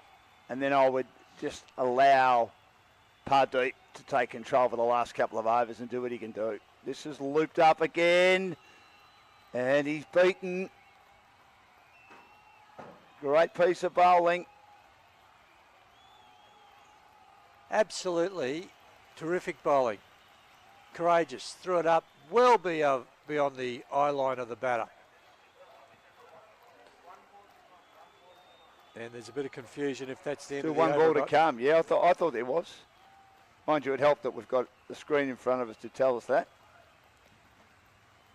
That was a beautiful piece of bowling. Completely befuddled par when they've fallen away here again. Since that partnership, which was worth over 70, between the opener, Faran, who better well for 58, and the man still there but can't get on strike. He's getting frustrated, Pardeep. They've lost wickets regularly. Beaten but not taken cleanly by Pickles, and that could be 4 valuable buys. Going to the boundary, and it beats Sultan. Again, terrific piece of bowling. Right through him, but Pickles couldn't take it cleanly. Let's take a look at the replay. It was the top spinner or Wrongan actually beat the keeper in as much as he was playing for the leggy. And unfortunately, it wasn't the leggy. And was he too far over the offside? Should have he been maybe between off and middle, Grant, in trying to take it? Not that I've ever wicket kept much. Yeah, definitely. But you've also, as the keeper, you're just like the batter, you've got to watch the ball out of the hand. And maybe it's the first time he's kept to him too, which makes it a little bit difficult. You don't know all the varieties that the spinners have. But, yeah, he played for the leg spin, caught out of place, 4 buys. 7 for 114. Sweet will continue. And this is driven magnificently, but only 1 for Pardeep out in the deep. I think Parvin was hoping he could get 2, but it's hit just too firmly. He's never going to get 2, and No. That's the problem now. He's just got himself off strike. So Parvin just paddle it, leg side, get him back down on strike. Tip and run. And he does. Tipsy run, as Grant would say, as he lunges forward. Return not bad, but there might be overthrows. There will be. There wasn't anyone backing up inside the circle. And again, that throw was a nothing throw. But they get 2. So the buys were handy. The 2 overthrows were like gold. Could be the difference. 7 for 117. 10 balls remaining in the innings here for the Kangaroos. Sweet again, very wide of the off stump. Flat batting it down the ground, Parwin doing the job. The ball dropping short. When I say dropping short, it's just inside the circle, forcing Murray a decent journey to come in and pick it up. He took the pace off the shot, as it wasn't really a delivery that had a lot of pace on it as the wind picks up. So Easterly is really it's coming right over the top of Sweet's bowling arm right now.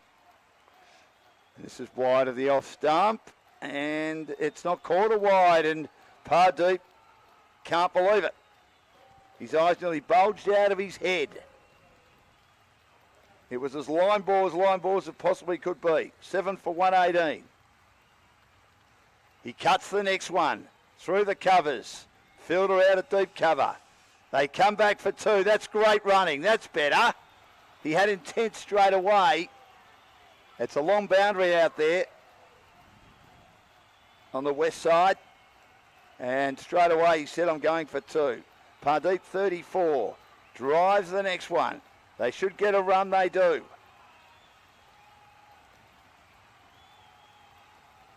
And 1 over remaining. There's 7 for 121, and Pardeep gets an opportunity to make hay while the sun shines, which it is here at Casey Fields. Current run rate 6.37. So Pardeep needing a drink. Yeah, it's be warm out there. But why do you need a drink with 1 over to go? I No matter think- how warm it is. Yeah, yep, good Do call. you understand that? Yep. No, yeah, I understand what you're saying. Yeah, good call. I mean, when you played, you'd have your lunch, your drinks, or in club cricket, you'd have your drinks, tea, drinks, and that'd be it, wouldn't it? Absolutely. I think the Perth Phantoms are more on time than they've been the other couple of games, so maybe the umpires aren't that concerned. But maybe also he's setting himself for a big last over, and they need it. We haven't seen Basisto, have we? No, we haven't. Good call. I wonder if there's an injury there. Najib 1 for 23. Naki none for 15 is back in the attack for the last over. Harris the star 2 for 9 from 4. Williamson 2 overs for 15. 7 for 121. And this is Naki. The last over, the man on strike, Pardeep, has got the innings in his hand. Oh, that is an outstanding shot. Comes across his stumps, plays the ram shot, ends up being a full toss. Beautiful cricket shot. The best improvised shot for mine in the tournament so far, and that'll help their cause, the Kangaroos. 7 for 125, Pardeep on 39. And that was a premeditated shot, and then unluckily for the bowler, he bowled it exactly where the batter wanted it. So it was what a difficult shot normally was made simple. 4 runs. Sort of fell out of his hand, didn't it? Pardeep swings the next one on the bounce. To Basisto out in the deep mid wicket. He returns a ripper. It hits the stumps. Don't tell me there's going to be an overthrow. There is. Second time it's happened where they've hit the stumps, and that is just bad luck. That was bad luck, but it was good luck for the Phantoms because that brought Pardeep back on the strike. He's now 41 off 37.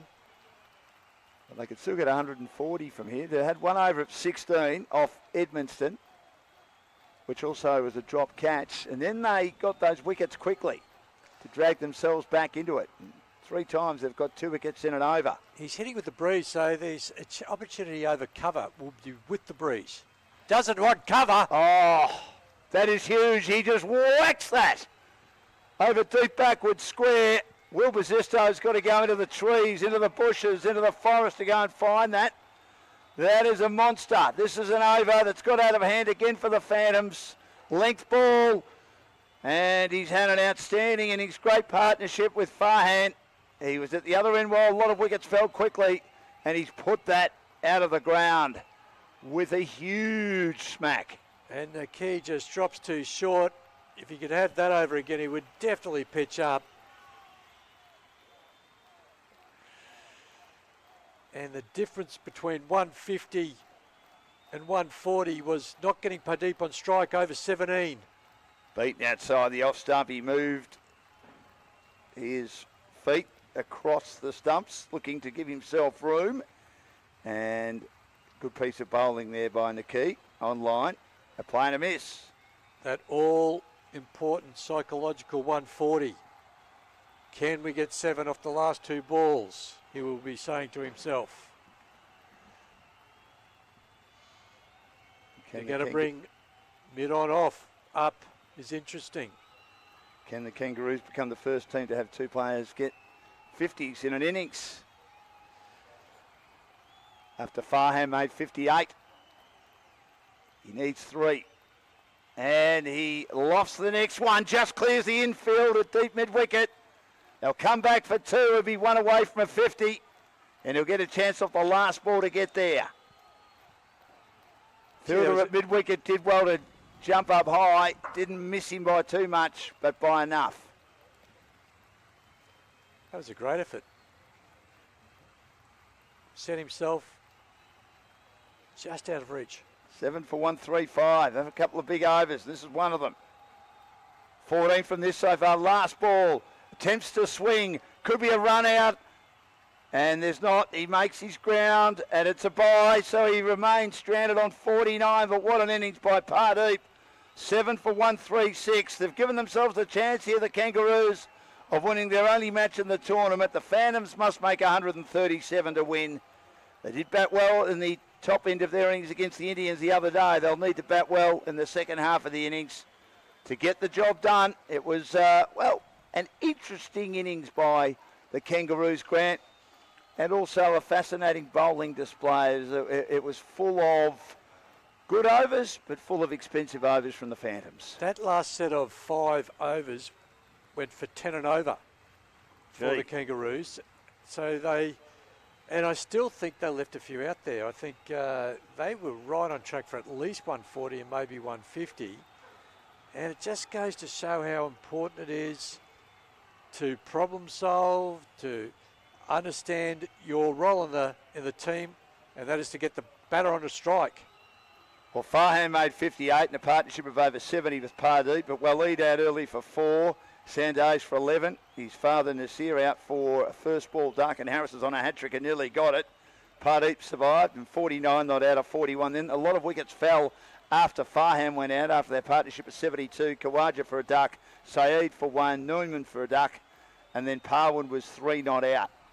And they didn't do a bad job at all to get that score, getting 7 for 136. That lovely partnership there in the middle order.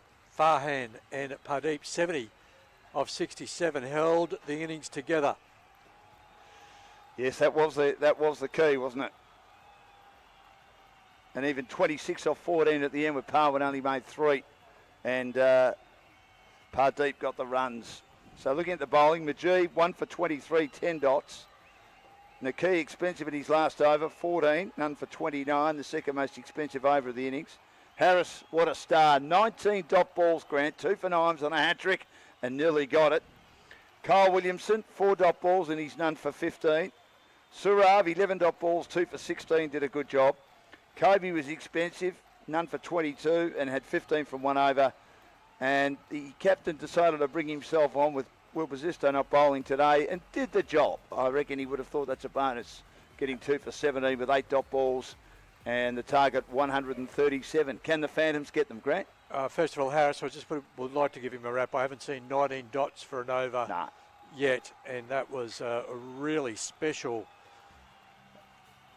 bowling performance by Harris. Now, can they get 7 for 136? The Phantoms, yes, they can. I think they can, because I think the wicket's playing well, and I also think that they left a few runs out there. It's a 150 wicket at least, and I do think the Perth Phantoms can get them, Dan. Well, a lot will rest on the shoulders of Basisto. Damien Sweet certainly needs a score. We need more from Sean Pickles with the bat. Murray batted well in the second game the other day at the top of the order against the Indians. They did fall away a bit with their lower order as we saw them lose 9 for 52 after being 1 for 70 after 10. So we'll see what happens. The run rate 6.85 and over. They need 137 to win, and one of these teams hoping to win their first game in the tournament to complete their involvement in, of course, this outstanding tournament, the Australian Cricket League 2023, thanks to Landmark Investments. Back with the run chase shortly. 137 in 120. Hi, Suresh. Look, there's no reason the Perth Phantoms can't get these. They've got a quality batting lineup, and we're looking at 6.85. I think it's a 7-run and over type wicket, so there's going to be good bowling. that's for sure. There's going to be some really nice line and length stuff bowled. They're going to have to hold their catches, the Kangaroos. Both teams are looking for their first win of the tournament, aren't they? Absolutely. They did get a point due to no result in one game, the Phantoms. The Kangaroos are searching for their first point as well. Kobe Edmonston's been asked to open the batting today. Will this experiment work? He'll be with Keenan Hughes. Two very keen strikers of the ball in the first 6 overs will always be fun to watch. And up against Pawan will be a challenge. Keenan Hughes. Let's just take a look at the field. We've got a deep square leg protecting on the onside and a deep third man on the offside. First ball. We got to wait for the first ball.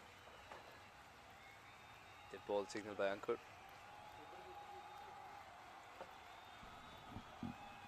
As a bowler, since you thrive on rhythm, especially a fast bowler, in case you have a misstep, it's always better to pull out of the delivery. Just like that, it's okay. 2 times in a row. That's okay. It gets a little irritating. It Faran gets a just little building irritating for the tension. batter for sure.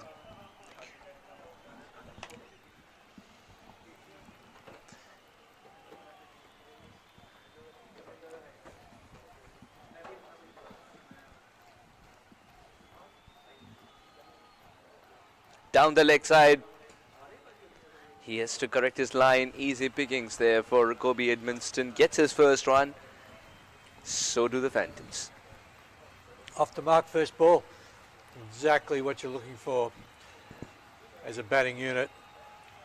Pawan finally got one away, did he? After 2 false starts.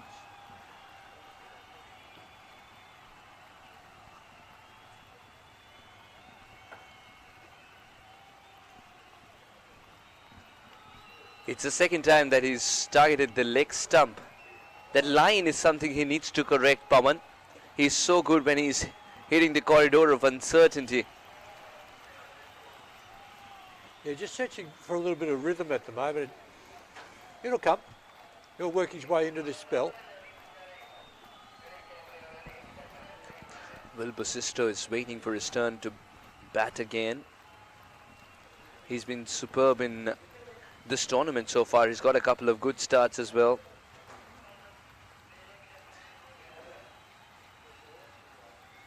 He'll be itchy to get his landmark of 50 as well. He gets an opportunity. The ball was swinging, but the bat swung better. Kobe gets his first boundary. Just a chip over the infield. Wasn't that a lovely shot? Just over pitches slightly. Let's take a look at the replay. Foot down the wicket. Full swing of the bat. No protection out there at deep cover. Nice start. Yeah, it was full swing of the bat indeed. Not a chip. This is a good comeback. Cramped him for room. The ball came back in a little. Pawan has done this so many times back in India, in Haryana. And of course, you mentioned Basisto, the former Australian 19 player to come, captain, I believe. Yes, he was the captain and also the player of the tournament. Oh wow, righto. You know that third piece, so that's he'd be looking forward to getting out there. And didn't get a bowl today.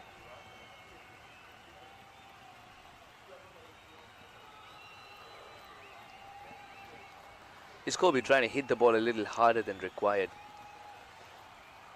I thought it was right up his alley to go for the big shot with mid-off up in the circle, get another boundary.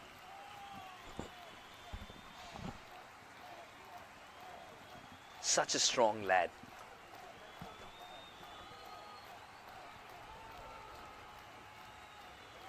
And it's happened again.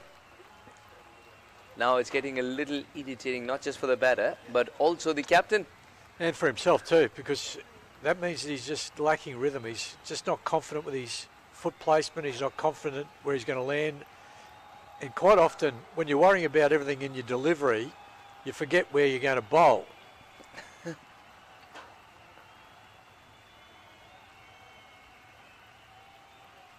It's become a problem for Pawan in this over. It's the third time he's gone down the leg side. This time it's too wide. And that's what I mean. When you're worrying about everything in your delivery and your gather and where you're putting your foot, you sort of can lose your radar. Oh wow, this is much better. When he gets it right, Pawan is so good to watch. Kobe was taken by surprise. Yeah, that's what does happen when you do get it right. So exactly as you called it. That was a really good finish. 8 to the over. Edmonston, Keenan. It's a new batting pair. The Phantoms have tried a few things up top. Will it work for them this time around? You look at the sides in ACL, and some of the sides you say these are too good to miss out on opportunities not to qualify. Yeah, that's right. And that's the way tournament cricket goes. But they just have that unlucky sort of no result or shared points result on the first day. And that was against a quality Pakistani Sultan side too. So true. You look at the side of the Phantoms on paper and you say Phantoms are too good to miss out on a franchise tournament and not qualify. Too good to miss out on the right side of the result.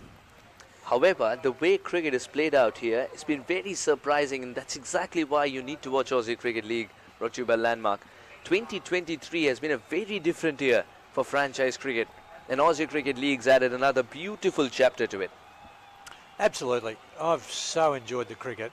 I've so enjoyed the passion, the skill sets, the beautiful facilities we have here at Casey Fields, and a great organising team led by Harry and his team of volunteers mainly. Came back in sharply, but once again he's erring in line. Nabil's getting the little curse of Pawan. He might be, but gee, I love his way he approaches the crease and the way he gets his coil going in his delivery. He's just what a lovely action. Let's see if he can keep some consistency with this action. It's beautiful. So true. There was some swing, but this has gone straight up in the air. Who's going to take it? Pouched. Phantoms lose their first in Kobe. 9 out of 10 times Kobe would have smashed it beyond the ropes. Today, the certain thing called the middle of the bat was missing. He'll be disappointed with that, Edmondson, because he just didn't get his foot to the pitch of the ball, and he skies one that went a long way in the air. It was a good catch in the end at that mid-on. And the man with a lovely action picks up a wicket. Nabil, 1 for none off his 2 balls. And if he can keep the ball up, he has a big chance of getting more wickets coming his way. And here is Basisto, batting 3 for his team.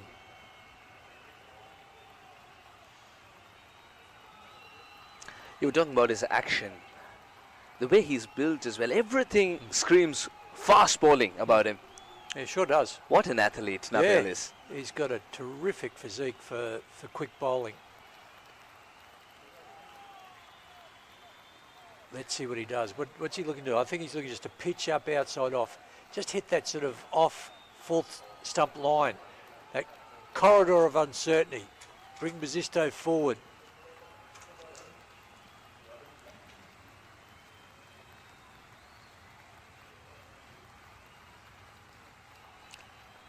Easy pickings for Basisto. Couldn't have asked for a better delivery to get started. A swivel for 4. Yep, the opposite to what I said. He was short and down leg. And that will be disappointing for him, given that he started so beautifully. The new player in, almost a free hit here. Drop short, down square, couple of bounces, 4. Nice start, Basisto. I wonder if that's a sign of things to come. If Nabil gets it around the off stump with the kind of swing he's generating as well, this could be a very interesting move. But no slip in place is surprising with the ball still new. That was a better delivery. That's close to what the first delivery could have been. Asking questions of the batter, the new batter to the middle.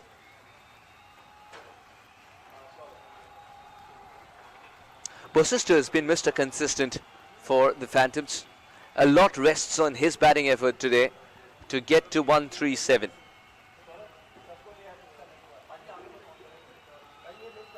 This came back in sharply, big appeal, and yes, given. Bosister's back in the hut, Phantoms in trouble. What a swinging delivery from Nabil, and I think the umpire was waiting for Nabil to put in the appeal. Otherwise, the finger cannot rise. He referred it very quickly, but I think he thinks he's hit it because by the look of the live action, it looks like it was going onto the wicket, but Bosister thinks he's hit this. And that's the only thing that can save him at this stage. Sudden swing is something that he wasn't ready for, Bosister. And you see the umpire wait a little. That's not just to process whether the wicket would have been hit or no.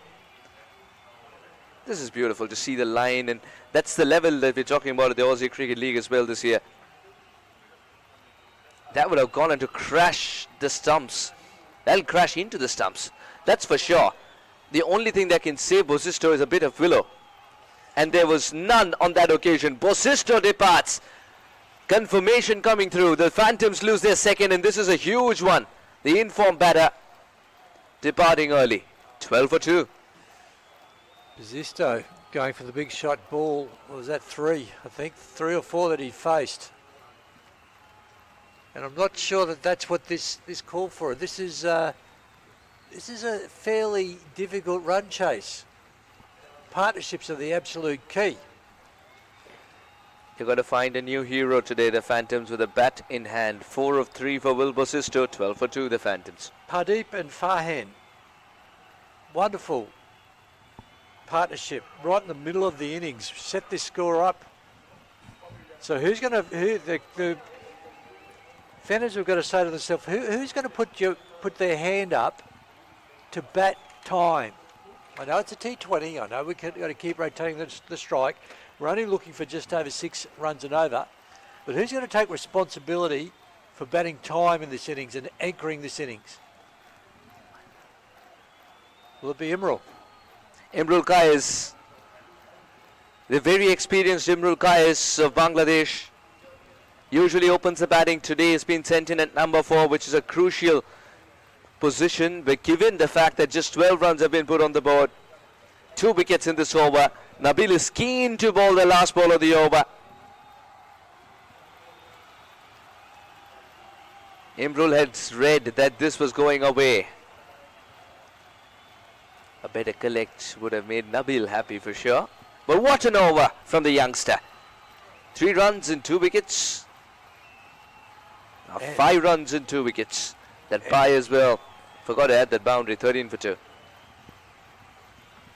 And very similar bowling outcome as Harris, who took 2 wickets for none in his first over, I think it was, yeah. So Nabil almost matching the beautiful bowling of Harris. So 2 players in form. And he's a what we call a diminutive player, Imrul. Not very tall at all, is he? In fact, there's a racetrack not far away called the Cranbourne Racetrack, and he almost looks sort of jockey size. Plenty of great players are quite small, but small and compact, and very experienced, you say, Suez.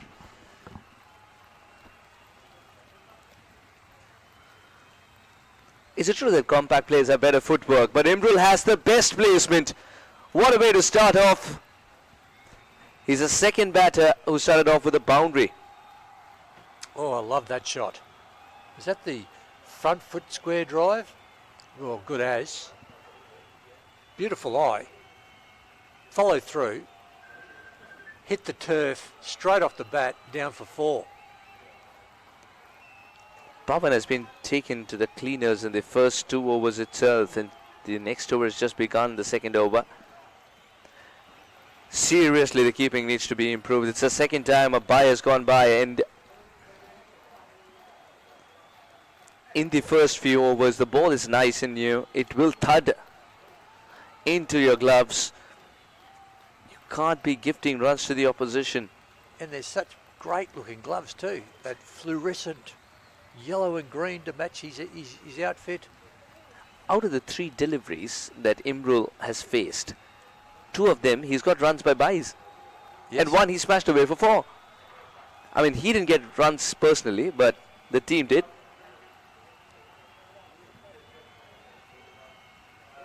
Meanwhile, Keenan only faced 2 balls. Well into the 3rd over, and Keenan's just nudged 2 singles. Maybe he's the man with Imrul. But Keenan, maybe one of these 2 players. If one of, okay, here's my statement. Go for it. If one of these 2 players are here in the 18th over, they'll win. And more likely it's Imrul because he's faced more bowling on this surface. Well done, Pavan. 1 for the over, says Ankur, the umpire. Again, very experienced. I love the way Imrul just dropped his hands there. You can see, says Bangladeshi, and just, oh, yeah, he looks like a really good player.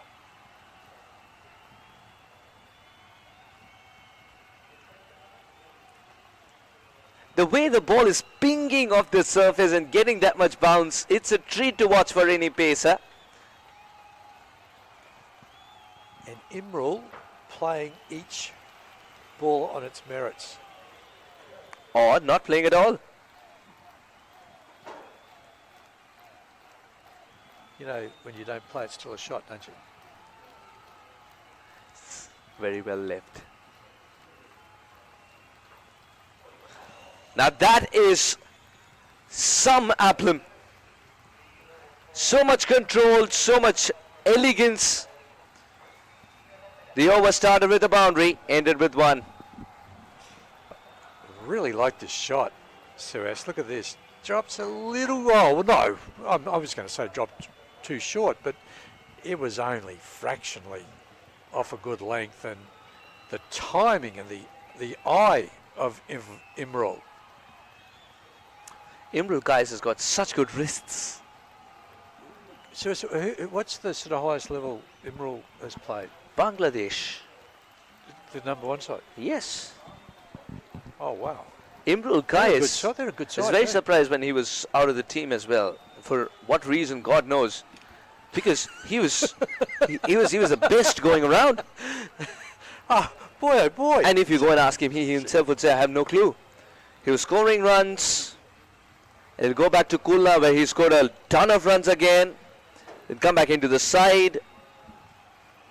You know, I think just sometimes teams can analyse matchups, and maybe they thought, you know, there wasn't a matchup that suited him in the You opposition. have to watch him play that innings. You had to rewatch that innings of 144, if I'm not wrong, or 137 versus Zimbabwe in an ODI. He was as clinical a left-hander can ever get. Oh, wow. Pure joy to watch. I've given you some homework, haven't I? Oh, yes. Well, I'd love to do it. What a great shot. Did you see that, sirs? Reaching out, but also poking it in the gap. Keenan's found his own ways of scoring runs. We talk about Imrul being pleasing for the eyes. I'm going to see if this is a poke. It was a... He somehow found the gap. It's a shot that you play with difficulty level 2 stars in Cricket 07. Oh, boy, it went very quickly. I know that. I'm looking forward to watching these 2 fellas bat. They're so contrasting styles, these 2. They have so contrasting. Oh, this one is swung back in a little. Nabil is always going to be encouraging and exciting for the captain. And what a good comeback after a boundary. Sorry, this is quality cricket. It's really good bowling. It's really good batting, and such an interesting stage of the game. Into the 3.2 overs into the fourth over, 2 for 27. This is good cricket, Sirius. I'm loving it. I'm loving it. He's still going to go for that seam-up delivery, which is going to swing back into the right-hander. Boy, did it swing. The appeal was very half-hearted. It was shoulder before wicket. Yes, I think the stumps have to be about 6 foot tall for that to be given out. Yeah, Sachin Tendulkar. And look at this. Hit on the helmet, given out. You remember that, Yeah, right? Well, if he's in front, you've got to give him out. But Yes. Imrul, look at he comes down. This is what I wanted to see. I love this. When you bat in partnerships, when you go down and talk, you say, it's 2 of us versus 11 of them. Come on, get your head down again. You I don't need love shots it. like that. Just love the way you put it, Grant. 2 versus 11 at that stage. Oh, at the moment, yeah. It's us against them. Look at this, must have been outside the back of the hand or something. Yep, back of the hand. Back of the hand, it spun so much away from the right-hander. He had no clue. Nabil hasn't responded at all. And the keeper gets everything in behind and saying, there are no more boys coming past me.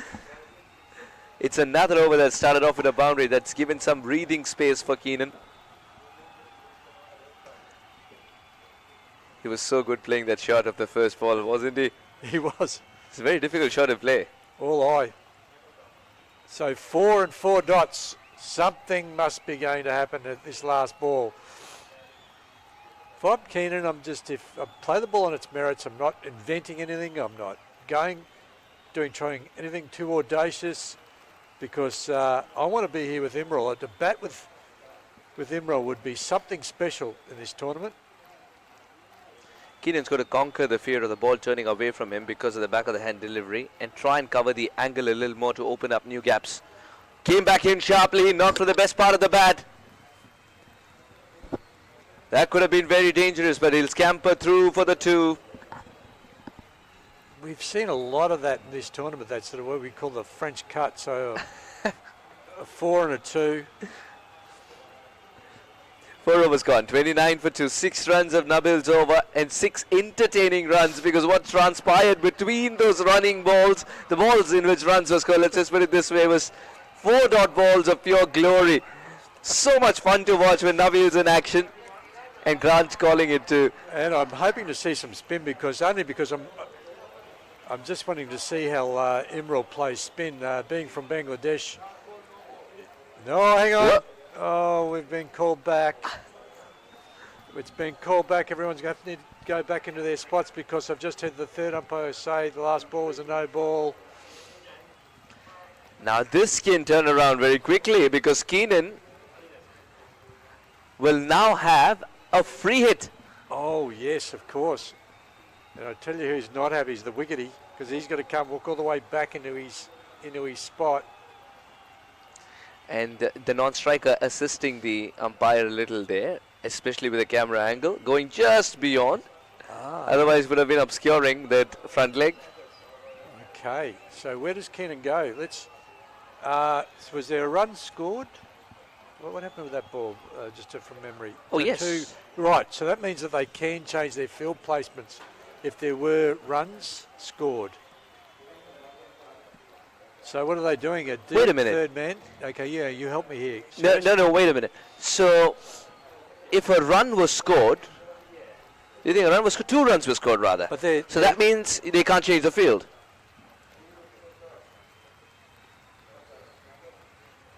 Have I got that upside down? Couldn't get the free hit away, Keenan. So if you score runs, Yeah. 4 gone, can't 31 change for the 2. Yes. is it if you score runs you can't change the field? If it's the same batter on strike again, you can't change the field. And they scored 2 runs, the men in purple. So Keenan was back on strike, and he gets to play the free hit, so the field can't change. So you're saying, Grant, brush up on your laws, because it's important. We need to know what's going on here. Oh, it was a big no ball, wasn't it?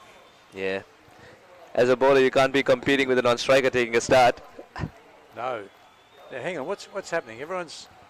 I think that discussion is actually being had. The no ball stands. The free hit is about to Wait, happen. oh, it's another no ball. It's another no ball. I'm sorry, I didn't pick that up, that there was another no ball. Oh, wow. This is going to be a never-ending over for Nabil. It started off well for him, didn't it? Despite that boundary, he came back so very well. And suddenly his front foot is misbehaving. The bowler needs to work on his footwork more the better at this stage. Another no More ball. than the better. Nabil, our man, that takes the 2 early wickets. This is a streak of free hits. With Imral on strike. Now they can change the field, of course.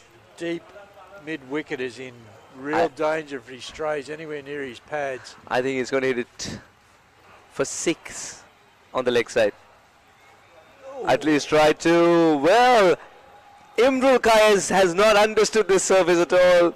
He's all smiles, that wry smile suggesting that in his mind from that length it's supposed to come onto the bat. Oh. It's bounced over his head. It's bounced over his, because he's bowled that out the back of his hand. And yeah, look, he's not a tall man, Imral, but it actually bounces over his head. The never-ending over has come to an end finally. 4 gone, 32 for 2. An 8-ball over. We used to have 8-ball overs back in the day, Suez. Oh yes, and what better way to do it than Australia? It used to go on. It felt like it went on forever. As a batter, I much prefer the Imagine 6. bowling 2 no balls in an 8-ball over. That's Oh boy. the Yeah, number of times you would have run in, especially if you're a fast bowler. Now I'm looking forward to this. Khawaja comes into the attack. A little bit of spin. Now he's bowling with the breeze. There's a southeasterly at Casey Fields here this afternoon. So he's hitting against it. No doubt the spinner keen not to be bowling down at the northern end where they would be hitting with that breeze. But the breeze at the moment is coming right over his right shoulder.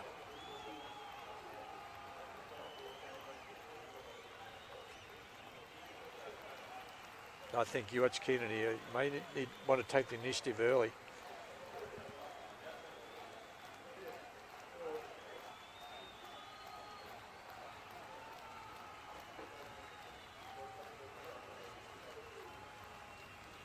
There was so much drama, suddenly everything's gone quiet. Yeah. The spinner is What's he commanding. thinking? A little pat there.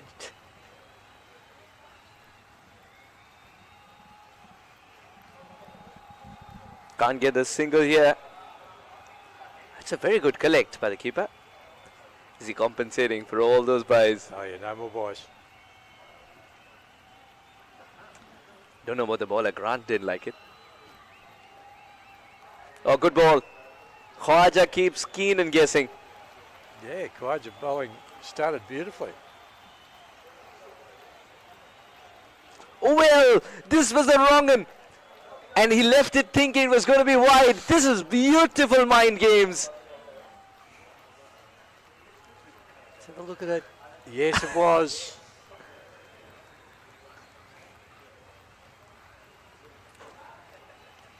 And what an over from Khawaja, getting through it quickly. Zampa can eat his heart out. Yeah, absolutely. Such good turn and bounce. This time he's found the fence. This time Keenan read that it's a regular leg spinner. That's a good comeback. And a drag down outside off stump. Will go for 4 every day of the week. So at the same stage, the Sydney Kangaroos were 1 for 38. The Perth Phantoms 2 for 36. So a couple of runs shorter and 1 wicket more down for the Perth Phantoms. So we'd have to say that everything is pretty much line ball advantage just to the Sydney Kangaroos by a small margin. Welcome back, Dan. Thank you, Grant.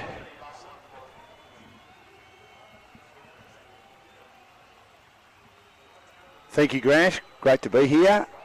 Just been in the Perth Phantoms camp, speaking to Carl Williamson, who, as I say, I know pretty well. Played a couple of second 11 games with Victoria last year, and I was there when Will Bazisto was given out. He referred to, he was okay when he came back in. He thought, I had to have a crack. You do when you're in that position. He's a big loss, though. But they decided, Dave Taylor told me they decided to give Keenan Hughes an opportunity to bat in the power play. That's good bowling by Nabil, isn't it? Quick. Yeah, it's been good bowling. It was an interesting over last over with a couple of no balls. He's got Mars keep his foot behind the line.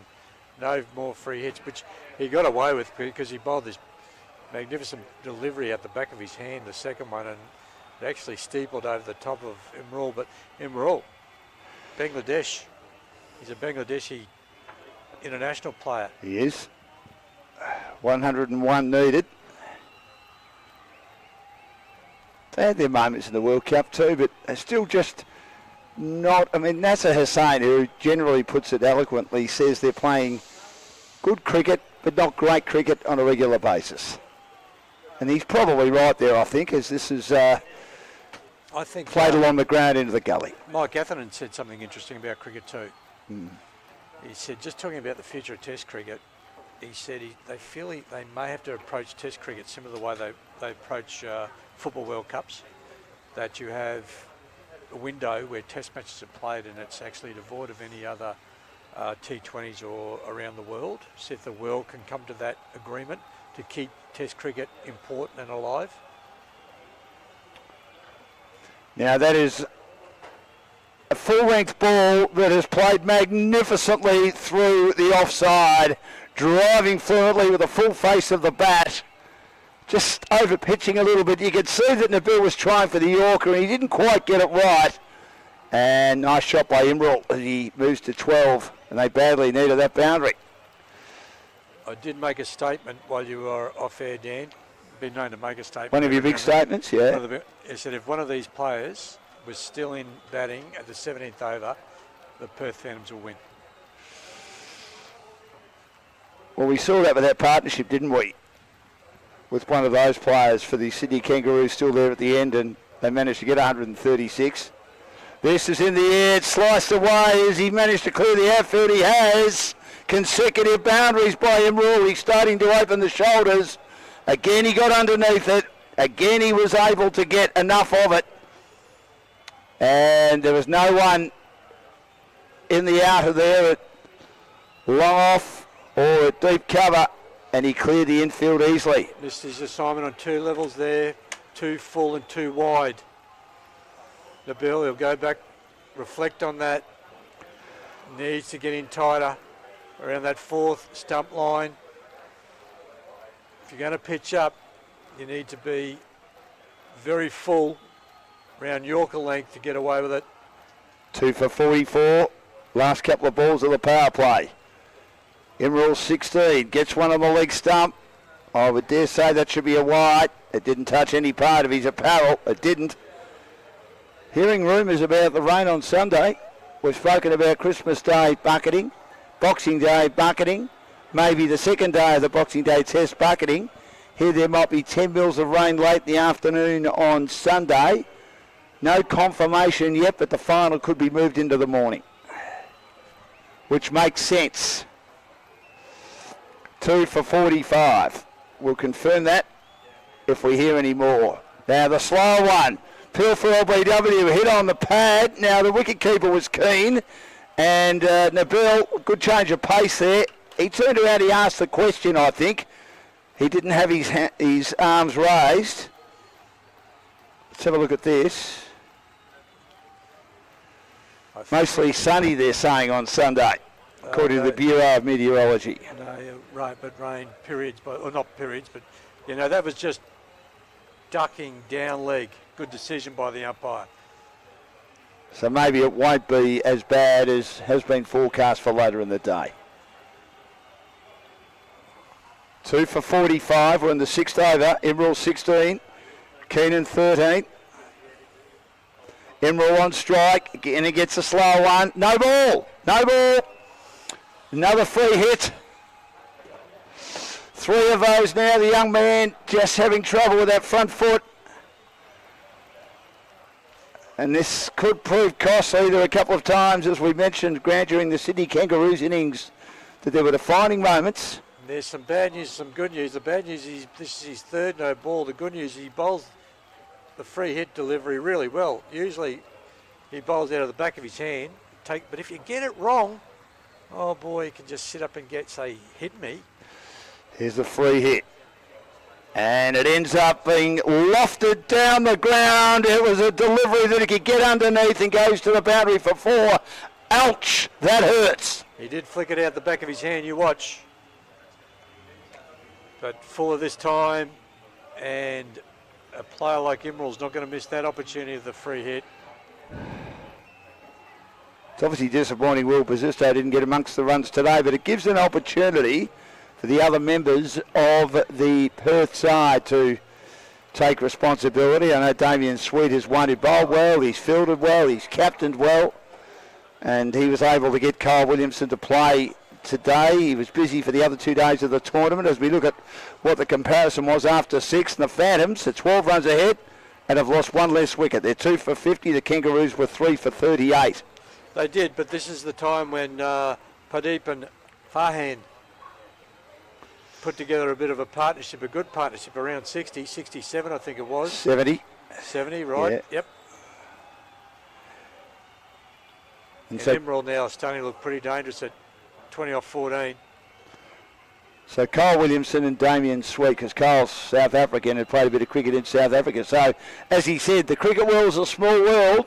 You tend to know a lot of people. So he's happy to help out today.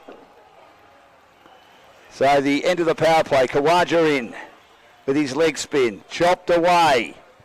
Nice shot. That'll go to the boundary. It'll beat the cover fielder who was on the burst. Just had too much pace for him. Nice shot by the big fella Keenan Hughes. It was a nice shot because he actually hit this ball straight in the gap because it did turn. Instead of hit it to the sweeper, well to the right of the sweeper and down for 4. He's in the black wheels, the shoes. Khawaja, 2 for 54 in the 7th. And now he drives the next one, which is Yorker length. Takes the pace off it, Khawaja, and prevents a run. Yeah, often when you see that drag down, the next one is full, and that's what it needs to be. The next 4, keep it full. 83 required.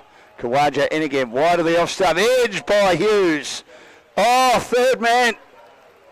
Nutmeg or the Sydney Harbour goes right through him. And that's a boundary. That is a bad error. I'm going the Harbour. I was told yesterday that I said nutmeg twice, and I said, Dan, don't you know the difference between people in the cheap seats, nice people in the cheap seats though, between a nutmeg or a Sydney Harbour? I said, well, I thought it was the same. No, it's not. So I'll say Sydney Harbour and nutmeg just to protect myself, I'll Grant. tell you, if you're right, it's the Harbour. The Harbour. Nutmeg is when it goes between your legs. Yeah, correct. Yeah, that's okay. Oh, he drags that one down, and it's paddled away behind square. He didn't quite get all of that, but I will also, in defence of Hughes, I reckon he rolled the wrists as well to ensure that he kept it down, and he did, as it landed in the gap behind square on the onside. 22 off 19, Emerald 20 off 14. This is a partnership building like the partnership for the 4th wicket for the Kangaroos did to get them to 136. 2 for 59. They're nearly halfway there, living on a prayer in the 7th over. So what you did there, Dan? This is flicked away nicely. Kelvin's not here to tell me exactly what day, what minute, what moment in 1987 that song was released or recorded. And what John Bon Jovi was wearing that day when they did record the song. I reckon you and Kelvin would have a lovely night out at dinner or something, just going over your stats. Both of you got Rain Man in you. No, thank you. Inside edge by Keenan Hughes, down to fine leg. How good your memory. I love your memory for sport. What are you talking about? 2 for 61 after 7 overs. Good over by disappointment for Khawaja. They had a 15 run over against them, the Phantoms. Edmundston and 14 at the end as well against the Key. So 15 there, conceded by Kawaja. What sporting stat were you telling me yesterday that you've memorised? Oh, the Brownlow medals. Okay, who won it in 1963? 1963 was Bobby Skilton. Correct. Hawthorn played. Geelong in won. the final. Yeah. And I knew that because Kelvin told you. Kelvin told me. Remember the old news ad? There was a news ad here in Australia many years ago in Sydney and Melbourne, because both the news anchors were Brian Henderson in Sydney, Brian Naylor in Melbourne. As we have a look at the worm, we are digressing here, aren't we? The Phantoms need 76 off 78. Brian told me so about the news. Kelvin told me so. All right, we're into the 8th over now. And Emerald 21, Keenan 23. They got a couple of early wickets. The Kangaroos, the Phantoms have fought back. He's going to bowl with the hat and the glasses. Jalil, he's going to bowl some off spin. It was interesting. The first day, this is the captain and the owner. Yeah. Opened the bowling, bowled beautifully down this end, got a little bit of way swing. He did. The next day, I think he felt a little bit stiff and sore, and they went back to sort of slow medium, and now the third string to his bow. What was that? Well, it was a little bit over pitched, and it was there for the sweep for Big Hughes, who's batting quite well. And he manages to sweep that down to fine leg. He may just flicked it. I'm not too sure how that one came out, but... Two for 62 in the 8th. So that right arm bowler. Yes, I was just going to say that. It was right arm medium on Monday, right arm medium Wednesday, right arm medium yesterday, right arm bowler today. All over it. All over it. Unlucky today, he got maybe the ball of the tournament, didn't he? Caught behind. Yep. Don't drop short here, it'll go. Harris on a hat-trick. Now, that is a lovely shot. It's noodled around the corner. It beats deep backward square, but mid-wicket is there to cut it off. And they only get one for a shot that was magnificently played by the left-hander Imrul. 2 for 63. He's got 22. We're in the 8th over. Under a run of ball now, 74 off 75. Yeah. Oh, that's good bowling, and it takes the edge. It pops away, but safely on the offside. Maybe held up a little bit in the wicket, that one from Nasir Jalil. And this is pulled away, swept away, but again the sweeper is there to stop it at forward square leg on the onside. See, Nasir's just said, with plenty of experience, as you can tell there, with those very experienced grey hairs, that just take pace off the ball, and that's what he wants to do here.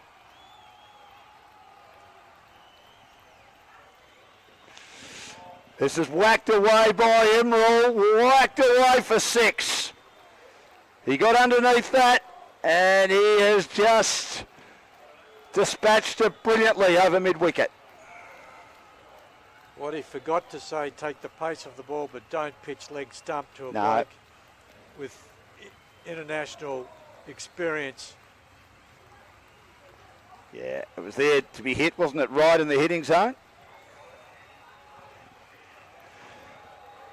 So 8 overs gone. He practices the shot again. And now advantage the Phantoms, 2 for 70. Current partnership 58 off 41. Emerald's made 28 off 17. And Hughes has got 24 of 23. He was only 1 when Emerald came to the wicket after they lost those 2 early wickets of Edmundston and Basisto respectively. So they don't have to match the partnership of 70 between Pardeep and Faran. That cancels that out. Then if they can go ahead of that, they're starting to be further in front. They are. With wickets in hand, approaching the midway mark of their innings. Hang on, what's the, we've got the umpire coming off the ground here. He's not happy about something. What's he looking for?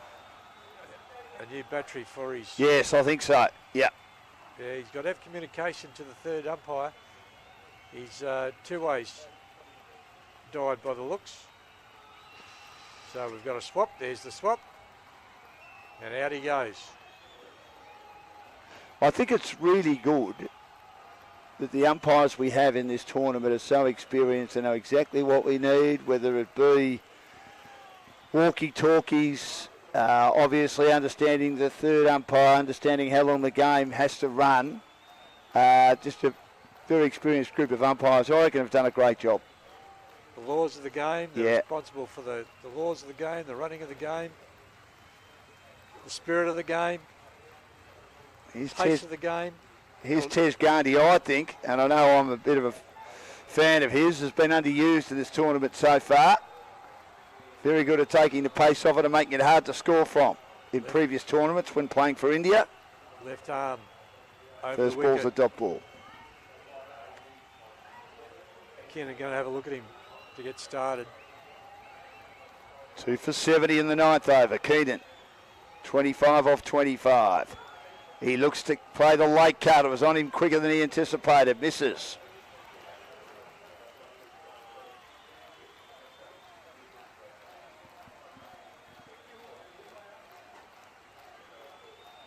Now he attempts the switch hit and misses. 3 from 3. Tej Gandhi. This might be the over they need just to drag themselves back into it, the Kangaroos. He gets through his overs quickly as well, the left armour. Gives it air, and again it's steered into the covers and there's no run. He shakes his head. 4 dots on the trot.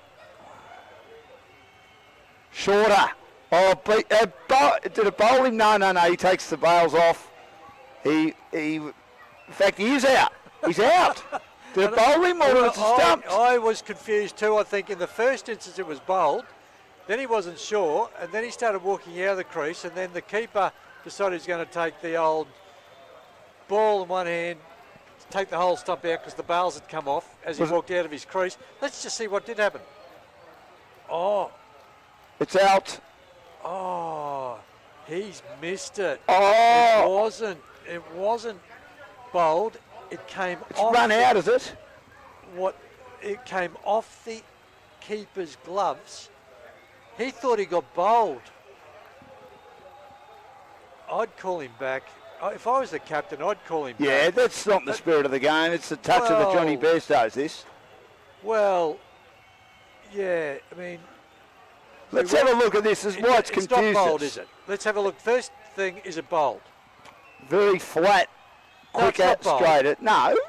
And he wasn't out of his crease until now. And now, if he wants a dismissal, you hold the ball in one hand against the stump and you pick it out. Now he's out of his crease. Yeah, he's out of his crease. He thought it might have bowled him. He did.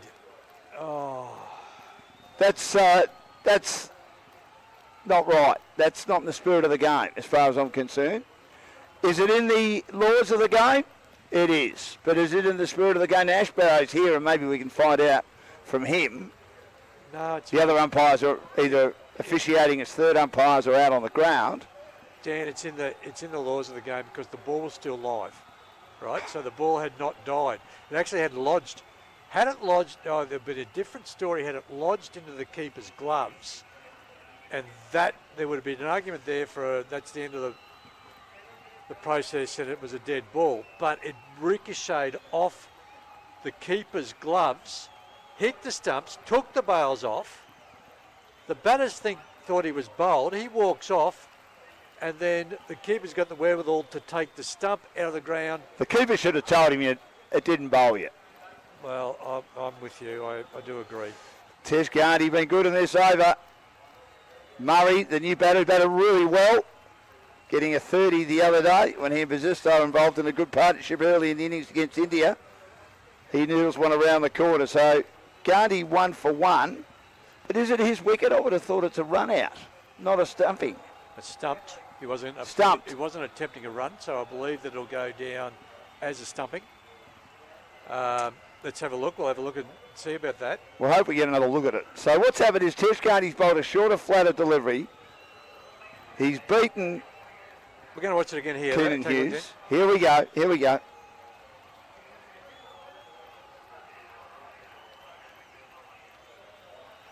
Ball's still alive because it's ricocheted out of, both bails have come off. The wicketkeeper, hang on, mate, you're walking out, so I'm going to take the stump out of the ground holding the ball, which is what you've got to do. But didn't he see, hadn't Hughes looked around to see that the wicketkeeper had ricocheted or rebound off his pads? There is an argument to say, as a batter, you need to be aware of what's going on. But I thought he'd seen it. Yeah, no, he clearly hadn't, or else he wouldn't have walked off. Yeah, I think that's very unfair. 3 for 71. Is it in the laws of the game? Yes. Again, we've got the John Bairstow, Alex Carey situation. Where did you sit with that? I've done it twice myself, and I felt How bad. did you feel about it? Bad. I felt bad about it. So why'd you do it?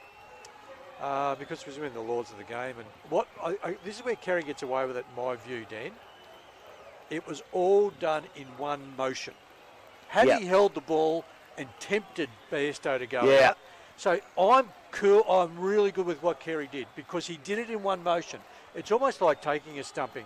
And you've still got to have, with the glove on, you've still got to have the skill level to actually throw the stumps down or roll the stumps down as he did with Carey. So had there not been I still don't know whether we heard from the umpires to whether it was over. Obviously not. Attempts to pull the next one. A quicker, flatter one from Jalil. And Emerald misses completely. So 3 for 74. Game tightening up again in the 10th over. I'm going to give Keenan a rap in one way that he actually walked off knowing that he was out. But in another way, there's an argument to say Keenan needed to be more aware of what was going on out there. Here's Jalil. Well bowled right across the left-hander who was lunging forward. I wonder what the reaction would have been to that had it been in a test match or India-Pakistan or something like that. Flicked down the ground, took the pace of it to mid-on. See, I think it affected Carey badly, didn't it? He wasn't the same player for the rest of the series. Lost his spot in the one-day side, which again I think was unlucky because I still think he's a better player than Inglis, who played some handy innings. This is hit high and hit long, but I've got a feeling he's going to perish. Good catch down at long on. This game changes again. Consecutive wickets. Nasir Jalil gets his first wicket, and Murray tried to hit with the wind. In the end, he hit into the wind. Didn't get enough of it, and he holds out at long on. All of a sudden, from 2 for 73, the Phantoms are 4 for 75 after 10 overs. And this, in their match the other day, Grant, was where they started to fall apart as well. And there was a big turner, and that's what did him in the end. The bounce and the turn meant that he didn't get every piece of that ball. But now I want Emerald to come and talk to, is this the captain coming in sweet? Yeah. Right, I want Emerald talking to him and saying, we don't need that. We don't need anything risky. If one of us is still here after 17, we win. So 10 overs gone, 4 for 75. Emerald 31 of 21. He's the key. Murray out for 2. And Sweet, the new batter, who hasn't got any runs in the tournament, but he came on today when they needed something a bit different with his bowling. They didn't use Basisto today. They didn't use Keenan Hughes today. They opted for different players.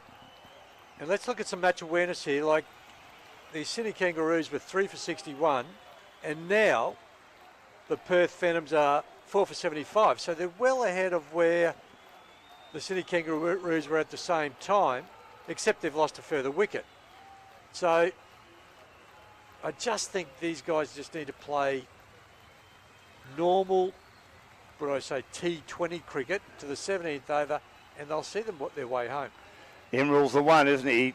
Flicks this one down the ground, gets it past Tej Gandhi. It's a long on, and 32 off 22. They just need to forget. They've had some things go against them in this tournament, the Phantoms, but they just need to forget about being harshly done by. That's cricket. Not saying that the Keenan Hughes dismissal has psychologically affected them, but then Murray goes out not long after, and Sweet just needing a score here And he does well to guide this away. Fine-legger square. It'll be collected with some fancy footwork just inside the boundary as he played a nice little leg glance and comes back for 3. Grant takes a break.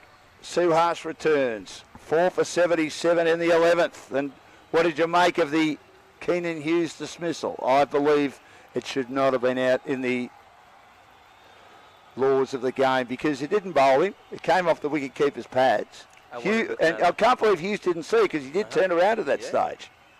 This is pulled away. Flat batted down the ground. In front of the wicket to long on.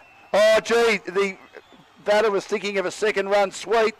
And Imrul was just standing there. He said no chance, but luckily he had time to get back. This is going to be a very eventful phase in the game.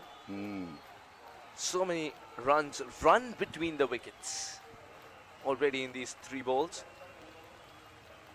57 needed. It's a very tired man there, Imrul. Damien's been running too, of course, but he's got fresh legs. He's looking for a score here, Damien.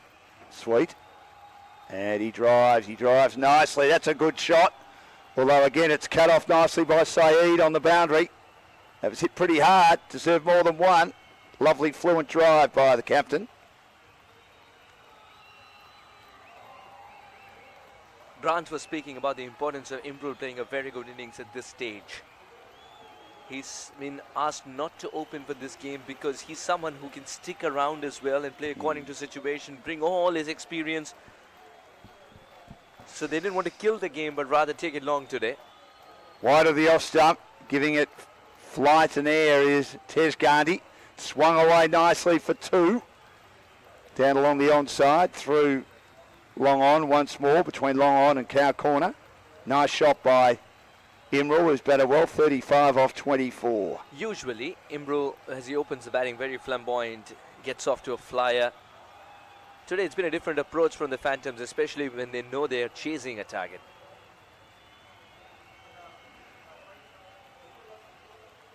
But I wonder A Dardia ball pushed into the offside, no run. I wonder if they would have made this change had the Phantoms batted first. 83 for 4 after 11. Well, I know, as I've said a couple of times to Grant, spoke to Dave Taylor, went down to say good day to Kyle Williamson, who played a bit of cricket in South Africa with Damien Sweet, hence the connection here. Grant's got some information on that dismissal. I'll just hand it over to him for a second.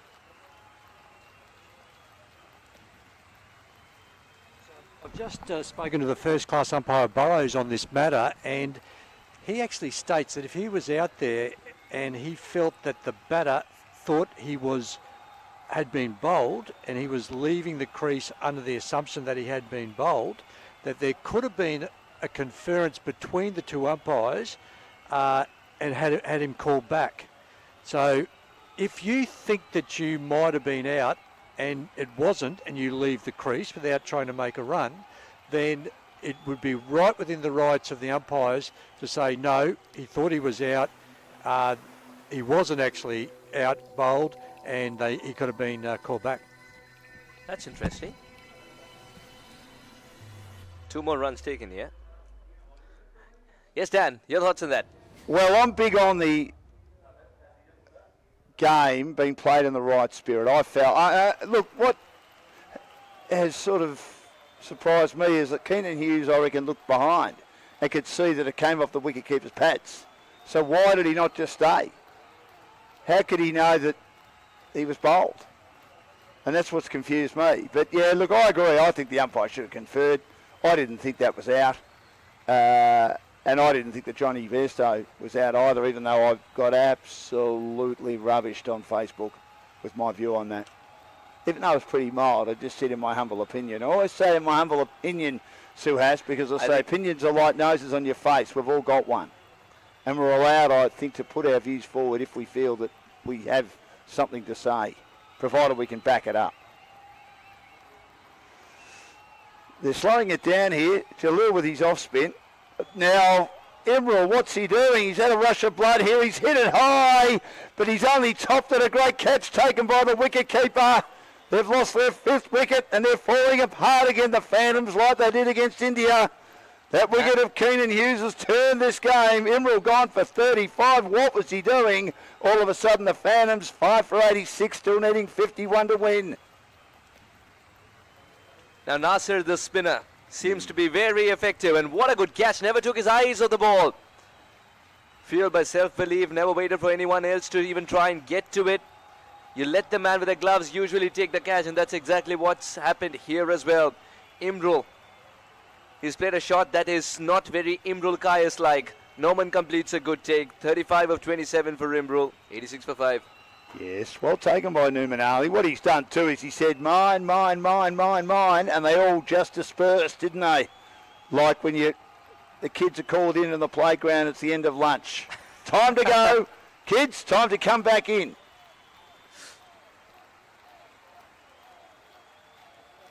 The Phantoms are panicking a little. You don't want that to happen, and Pickles can end that panic. He's been searching for a good innings under his belt. Today might be the day. Batting with the captain will put him at ease. He's one of those cricketers who's too talented with the bat in hand to miss out on opportunities so many times. The law of averages needs to catch up some stage.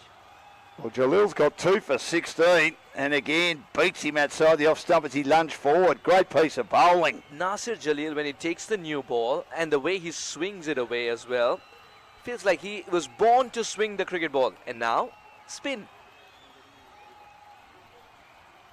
He opens the blade this time and we'll get a run straight away. Pickles down to 3rd man. 12 gone, 87 for 5. Now Nasir the pacer. We've all seen Nasir the swing bowler. He is so effective. Nasir the spinner, is there anything that he cannot do on a cricket field? Well, he's been unlucky with the bat, hasn't he? Got an absolute corker. An absolute corker. Now Ash Barrow's given us the law book. Thank you, Ash. 31.7. Batter leaving the wicket under a misapprehension. An umpire shall intervene if satisfied that a batter not having been given out has left the wicket under a misapprehension of being out, as we saw here.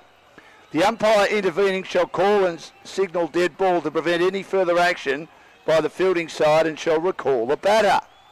A batter may be recalled at any time up to the instant when the ball comes into play for the next delivery, unless, good bowling again by Tej Gandhi, unless it's the final wicket of the innings, in which case it should be up to the instant when the umpires leave the field. So I don't think that happened here. Tej Gandhi bowling beautifully here. Since he's come on, the runs have dried up, the wickets have fallen, including the controversial wicket of Hughes in that over. They start to get some singles here though as they knock it around. So I know there are laws, but I'm big on looking at the spirit of the game. That's why I don't like the Mankad, which is gone. I don't like the handle the ball either. Oh. Excellent from Tej. Yeah, the arm ball. Lunging forward and Damien beating all ends up. Here's one of our favourite phrases from yesterday. This game on a knife's edge. 5 for 88, needing 49. He bowls on the leg stump. It's worked away into the onside just for 1 because there are enough fielders out there. Deep mid-wicket. 5 for 89 in the 13th. This could be nearly the tightest game of the tournament. Their best performance so far, the Sydney Kangaroos. The Phantoms have had their moments throughout the tournament. Again on the leg stump, and he tucks this inside, Pickles, towards whitish fine leg and another run. This is Tej Gandhi like Suhas. He always picks up a wicket early on and then keeps it very tight. Tej Gandhi, no matter where he plays cricket in the world, always good figures that he returns with. Played that well in Sweet, could see it sort of turning away from him, played away from the body, but allowed the ball to hit the bat and just dropped it beautifully behind the wicket. That was a lovely shot with lovely hands. 4 runs of the over. 13 gone, 91 for 5. So, if you were looking at the win-vis, is it 50% each or one team just in front? Who's handling it? If it's you, then I'd like to know from you, because You've just sat on the fence and you're picking splinters out of your backside, No, which I'm means okay. you're not making a decision. I'll make a decision right now. Phantoms are ahead still because Damien has played in this situation many a time. And Sean Pickles, I am backing him today because the law of averages needs to catch up at some stage. And I think Not sitting on the fence, no more splinters. I think it's important for them too. I mean, Bazisto missed out early, didn't he? And the others have got to take up the slack, and some of them have. So Najil's going to bowl himself out. Jalil, I should say, Nasser Jalil, the owner and the captain. He runs a handyman business in Sydney, hence why they've got the hammer on the front of their shirt, which I like. They're very bright yellow shirt, NJ's, Nasser Jalil's team, called the Kangaroos. 5 for 92. They need 45 from 41. Pickles on 3. Plays across the line. Swings. Safely though. Be a return from the deep. Did he take the pace of it? He did. Very cleverly played. Taking the pace of it, meaning that the fielder out at deep mid-wicket. He had to run a long, long way. Had to run further than a drive on my holidays to pick that ball up. 5 for 94. 43 needed now. This is good adjustment, but Single after single after single. 100 comes up. 37 required. Off 31 balls. Tej Gandhi's done a good job with his spin today. Gives this air. But unfortunately, it steered straight back to the bowler by Sweet. He'd be disappointed with that. It dipped appreciably, and all he could do was play it back to the bowler. So 15 gone. I reckon Gandhi's done a great job here. It's 5 for 100. They need 37 from 30 to win their first game of the tournament after the Kangaroos made 136. Pickles 9, Sweet on 12. And coming up next, the big battle to decide who finishes top in their group. And of course, that is going to be the big game between the Lincoln Lions and also their opponents, who will be the Sydney Mavericks.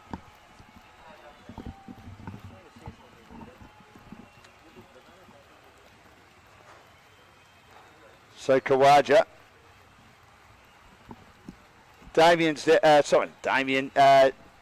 O'Hara's out there ready to do an interview. We'll get down to Grant now.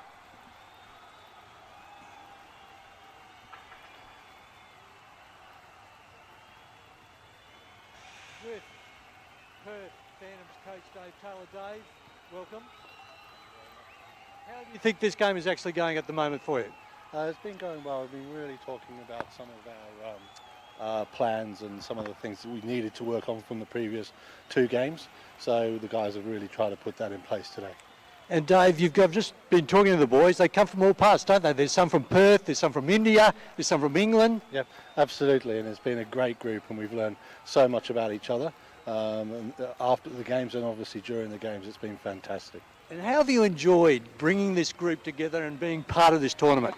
It's been absolutely fantastic, and I think one of the biggest things, apart from the cricket, is getting to know this group and being close after the games and doing things together. When temping bowling last night, and just having fun. And I've noticed they've played it in great spirit. They're a really good group of people. Yeah, no, absolutely, and we really queued on straight away. It was a great meeting everyone. I was down here off a plane Monday at 10 o'clock, and we all met down here at 10:30, and that was the first time we were together as a group, and it was fantastic. And Dave, your coaching credentials, first of all, have you coached at a high level? Yeah, I've done quite a few years at the high level and also as a player, so that's been great, but getting to know all these guys very quickly has been a real new experience. And look, it's fantastic for these guys to have you because you are a first-class cricketer, aren't you? Yes, I've been around, but I hope it's good for them. I hope they're not going to go away tonight thinking we'll get another coach in, but no, it's been great fun and they're a great bunch of guys to work with. I know you're very modest, but tell us some of the big teams, the good teams you played for, particularly those in England. I was in part of the Worcester and Derbyshire in the 2020, the first of the 2020 era of 2003 when it started, and I went through a few years of that with them. And some of the big names that you played with? Oh, here we go. I played with. Oh, you're putting me on the spot now. Tom Moody was our manager at Worcester, so I had him to learn some things from, as far as having a person around. Played against people like Andre Now, Wakar Yunus, his first year of retirement after winning the World Cup. That was very interesting. My first time on TV against him, which is a bit of a story, but there's another day. But no, there's been some great players. And you even stayed with Viv Richards at one stage, I understand. Yeah, absolutely, and that was a time in Antigua that I spent, and that was truly incredible, and learnt so much there, and also had a lot to do with his son Marley, trying to make his career kick off. And just remind me, when you got that big 300, how many sixes was in that innings? It was 31 sixes, 19 fours that day. 31 sixes, 19 fours, and those are the young men that are benefiting from your experience and being part of this competition. Dave, thanks very much for being part of it. Thank you very much, and thank you to you. Well done, Grant. Great interview with Dave Taylor, who's a terrific character and a lovely man who's originally from Perth, lived in England for a long time, brought his family back here, played one of the first T20 matches for Worcester. Man of the match, got 46 runs, played a lot of cricket where his attitude's always been see ball, hit ball, has had 3 shots in T20 cricket, and now he's put this team together, and they're playing okay at the moment. Suhas, as they get another run here, late cutting from the captain's suite down towards squarish third man. Such a great man to have, such a great mind to have in the dugout then for the Phantoms. Interesting history too. He's had brain cancer and lost 30% of his brain. You wouldn't know that, would you, when you talk to him and you see him? But Grant's busy. He's about to get another interview. Again, it's late cut outside that off stump by Parr when he's allowing Damien to play one of his favourite shots here. Damien Sweet along with Sean Pickles. So we're in the 17th over. It's 5 for 111. Let's get back down to Grant. I'm with the Perth Phantoms opening batsman, Keenan Hughes. Keenan, that was a really unusual dismissal. Were you aware that you weren't bowled? No, I thought I'd been clean bowled, so yeah, it started to make me walk back to the tent, and then turned around, and the square leg umpire was shaking his head, and I thought, okay, what's happening here? And then old mate behind the stumps just ripped the stump out, so I was a bit confused there for a second. Yeah, look, it was confusing. We were confused in the commentary area. What actually happened is you missed the ball, it hit the wicket-keeper's gloves, it went ricocheted onto the stumps, that made you think it was bowled. And as you're walking off, knowing the laws of the game, he's picked up the ball, removed the stump, and you're out of the crease, and you've been given out stumped. Has that ever happened to you before? No, it definitely hasn't. It's been a very interesting week this week, so yeah, definitely a first for me.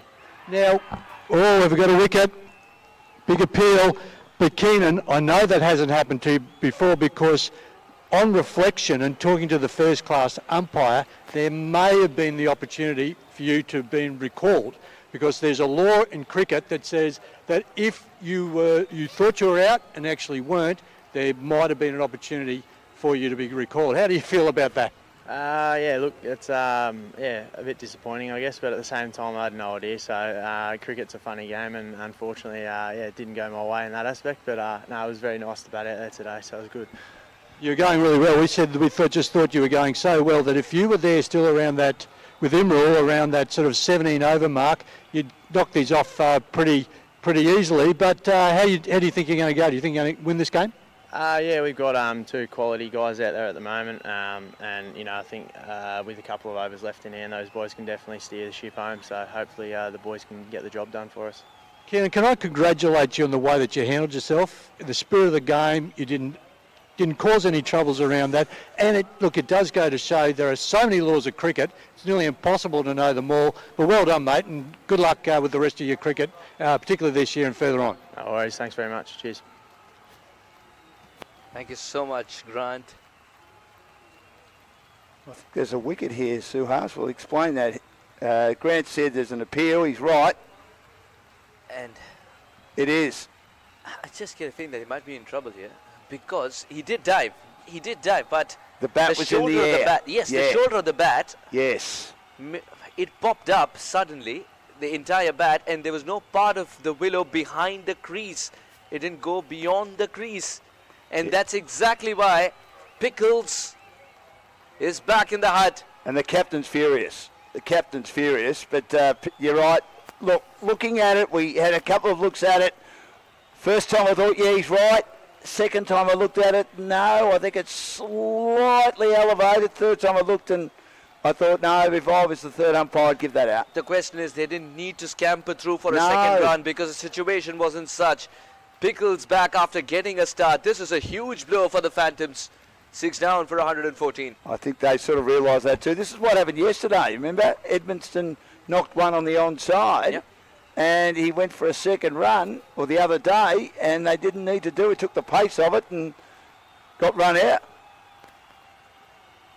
So they still need 23 to win. Just when you think they've been in a position to win, they've lost crucial wickets here, the Phantoms. Mind you, their opponents were in a very strong position. Remember, run out is a gift to the opposition. It is. It's a gift to the opposition because the bowler hadn't worked hard to get the batter out. But the fielders have certainly. Very good throw, excellent collect. Norman has been sensational behind the wicket today. Saurav Goyal. Boy, can he bat.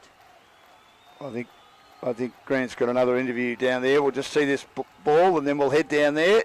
Saurav Goyal, Kyle Williamson coming in next. 19 balls remaining. They need 23 to win. And he drives and straight back to the bowler and there's no run. So 23 needed of 18. Back down to Grant O'Hara, who's working overtime with all these interviews, doing a great job.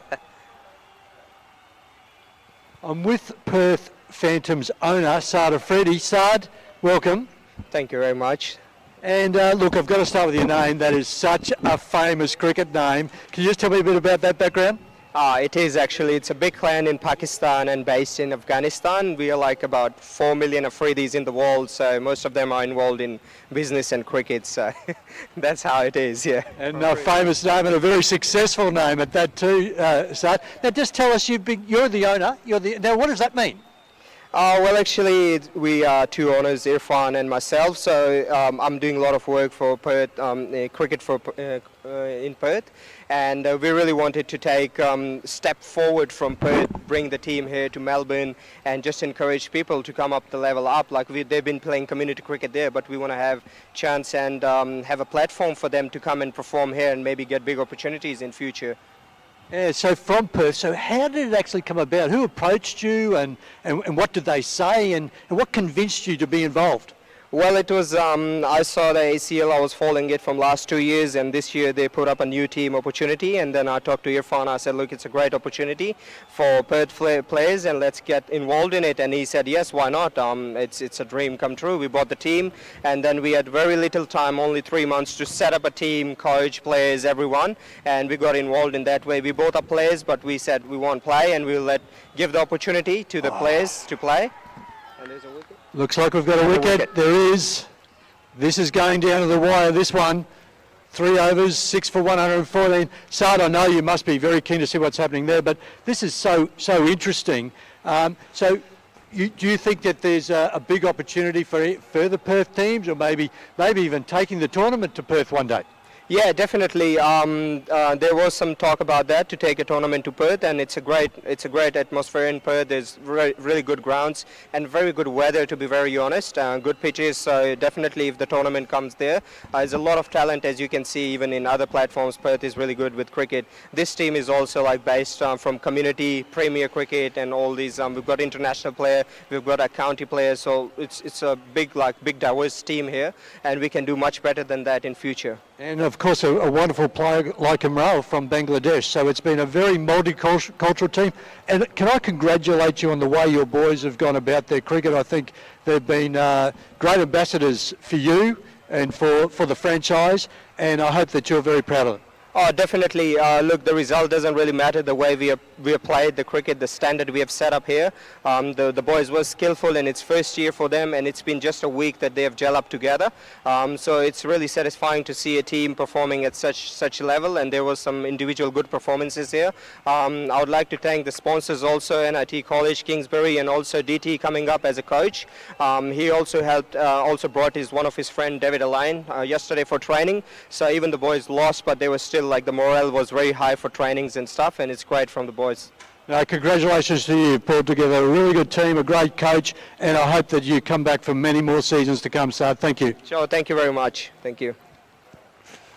Thank you so much, Grant. What a wonderful interview that was as well. Terrific. And Damien Sweet's just gone out, unfortunately. He's just whacked one straight down the throat of the fielder at deep mid-wicket, and this has been the issue with the Phantoms. They lose one, they lose another straight away, and as we know, the Pickles run out was not needed. It was a needless run out, and then Damien Sweet felt he had to do it himself.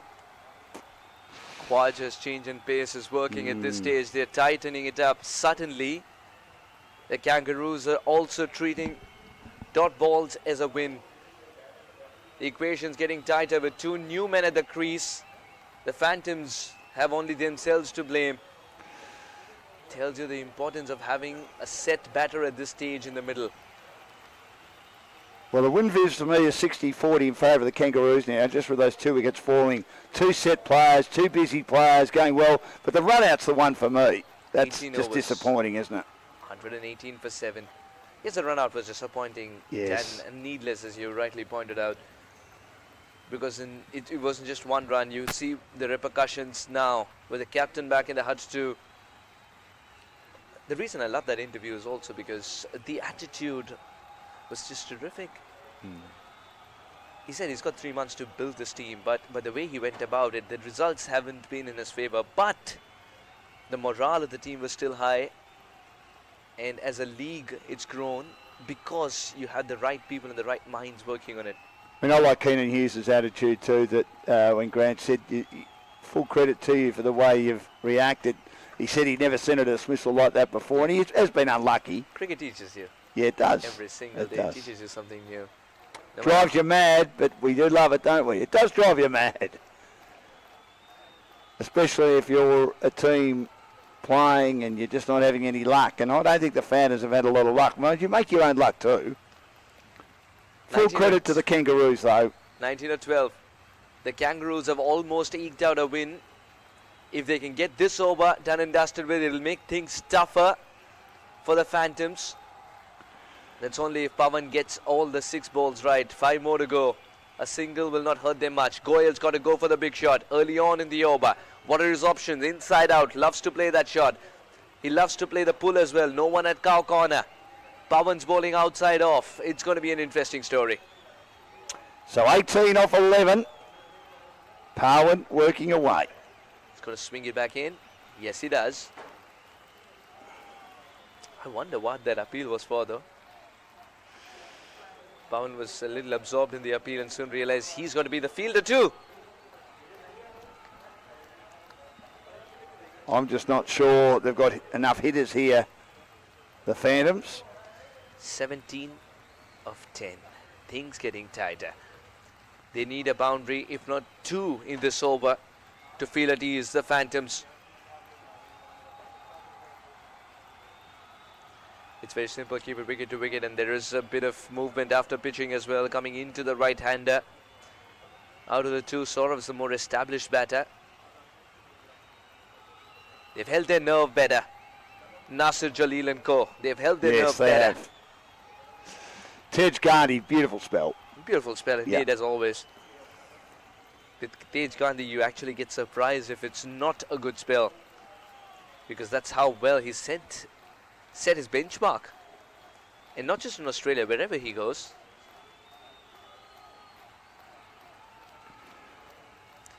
Slower delivery, but he read it straight down the grounds. Always a good option. But still the boundary ball has been evading the Phantoms. 2 more taken.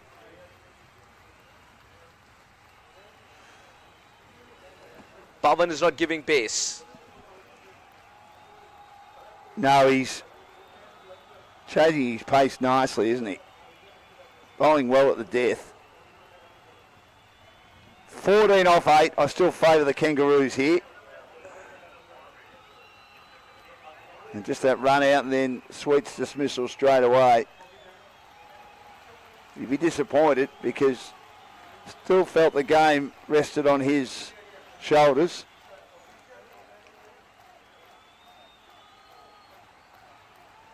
Big swing and a miss.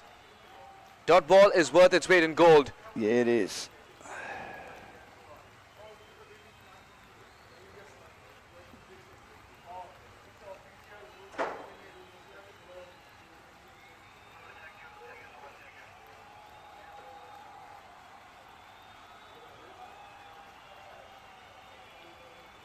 Where's Pawan going now? He's following the batter. He's cramping him for room. Saurav misses. Another crucial delivery in the context of this game. 6 runs of this over. Pawan's done well. It's not impossible, but it's improbable, if that makes any sense. 13 off the last over. 7 for 1-2-4. And again, they just have themselves to blame. Just that run out. I know I keep harping on that, but that run out just continues to become an issue.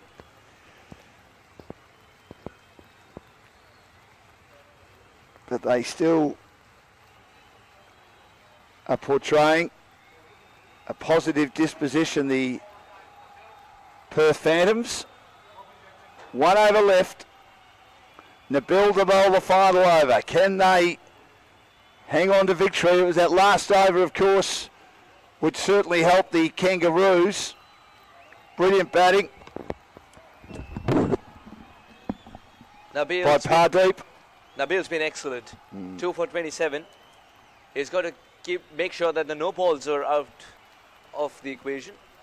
He cannot afford a no ball. It's been a problem that suddenly appeared. He's had 3 of them, hasn't he? 3 front footers. 13 of 6. Cushion for Nabil, 12. I was just saying it was the last over, which might be the difference, because Pardeep got a lot of runs in that last over and was stranded on 49. And that allowed them to get to 136, which when they were 5 for 114, dare I say it, the Phantoms were cruising, but the run out and then Sweet's wicket have brought the tail enders in, and they just haven't been able to get the big shots going. With Saurav and Harris, who bowled beautifully today, 19 dot balls, and he's 2 for 9. First ball of the last over. No pace. That seems to be the plan. Well, 12 of 5 now. The countdown has begun. So you think you bowl 6 off-pace deliveries? You never know. With Nabil, you can also get a Yorker in. He's good with the in-swinging Yorker. It's a good commodity to have. One of the tighter games in the tournament. Good effort this by the Kangaroos, electing to bat first today, and I think it might reap dividends for them after they were well off the pace in chasing in the first 2 games. I like this from the captain. Having a word with the bowler.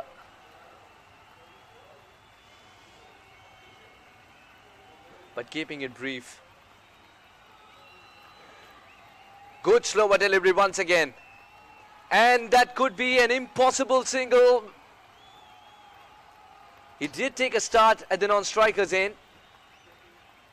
The idea was there to run. I mean, full credit to them for running, and they were definitive about running, and he's running straight away. Ooh, I think he's home. Once again, he didn't slide the bat. I was very surprised that he didn't. When did he start to slide the bat? You can't commit a schoolboy error at this stage. Look at him try to plonk the bat at the other end. Had he been sliding, would have been a different story. He's in trouble now. Yeah, I think you're right. And more than a wicket, it's also a dot ball. You're right. He just sort of planted it, didn't he? Not slide it. And he might have planted it slightly too late. It's close. It's really, really close. And it was a good effort to set off as the ball was being bowled. They've made the decision to run. Yeah, that looks out from the front on angle, for me anyway.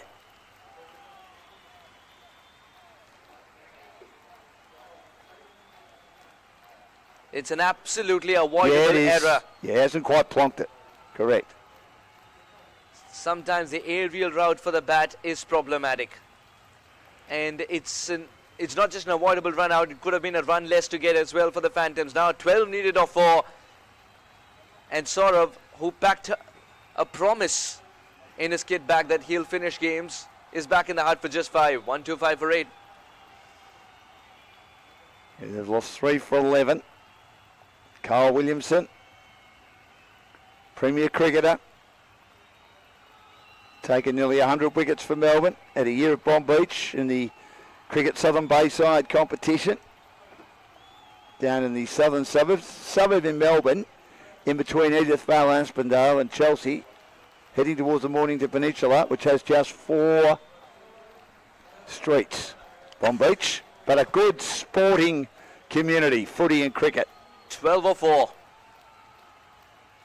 Good slower delivery once again.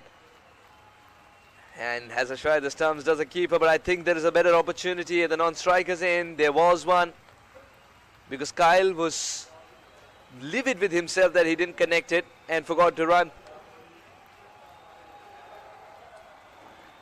11 of 3, just one more delivery here at it. If it's good enough from Nabil, another slower delivery perhaps. They'll get them closer to victory. 2 more and the game will be done and dusted. Harris needs to find the boundary. Long on. Well, does he go straight down the ground? Because third man's slightly wider. He can't open the face of the bat and run it down.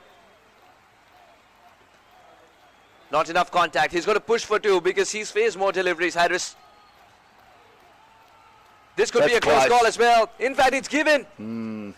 Another one bites the dust. The Phantoms are in deep trouble with just 1 more wicket left. And the target, well, it's not getting closer. Well, they had to go, didn't they? They had to go. Yeah, he's out by a fair way, Carl Williamson. And another run out. It's all just gone awry, hasn't it?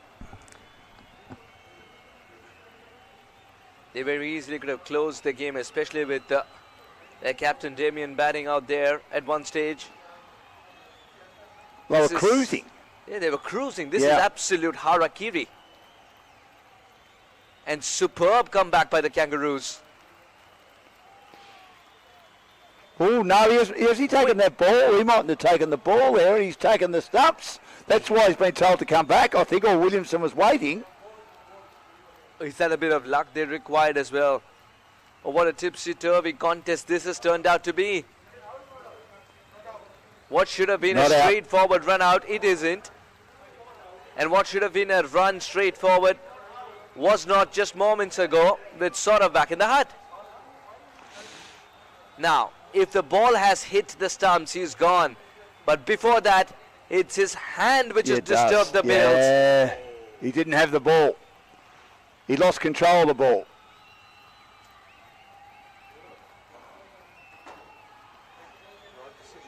It is. They need 9 off 2. They need a 6 and a 4. Easier said than done. Harris is the man. Harris has got a bat flap before he plays the shot. I think that's extravagant. That is what is not offering the timing he wants. But if this is the way he bats, then he's got a way to counter that as well.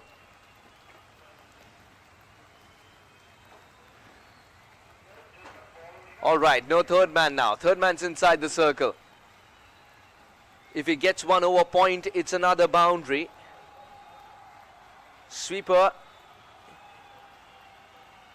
lingering around the deep extra area like he should. Poor delivery. This game's far from over. 8 of 2. He almost did his back then, Harris, as he was looking to launch that. There's a fair bit of protection, though, deep backward square. And there's a, which I haven't seen too often before, a straight fine leg. If Harris opens the face of the bat and if it's around the off stump, then he can squeeze it past point and short third man for 4. If Nabil gets a Yorker right, he knows this game is done and dusted.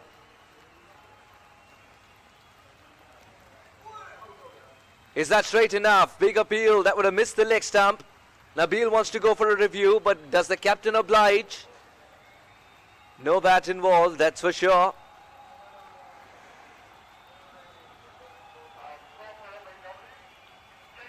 No, that's not out.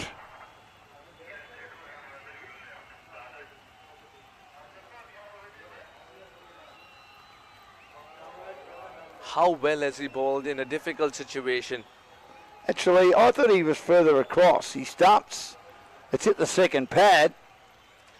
The pad is turned. That might be a bit closer than we've anticipated, Suhas. As a bowler, you always feel it's hitting the stumps, even if it isn't by a mile. Well, that's right. What we've got on our screen is what the third umpire will have as well.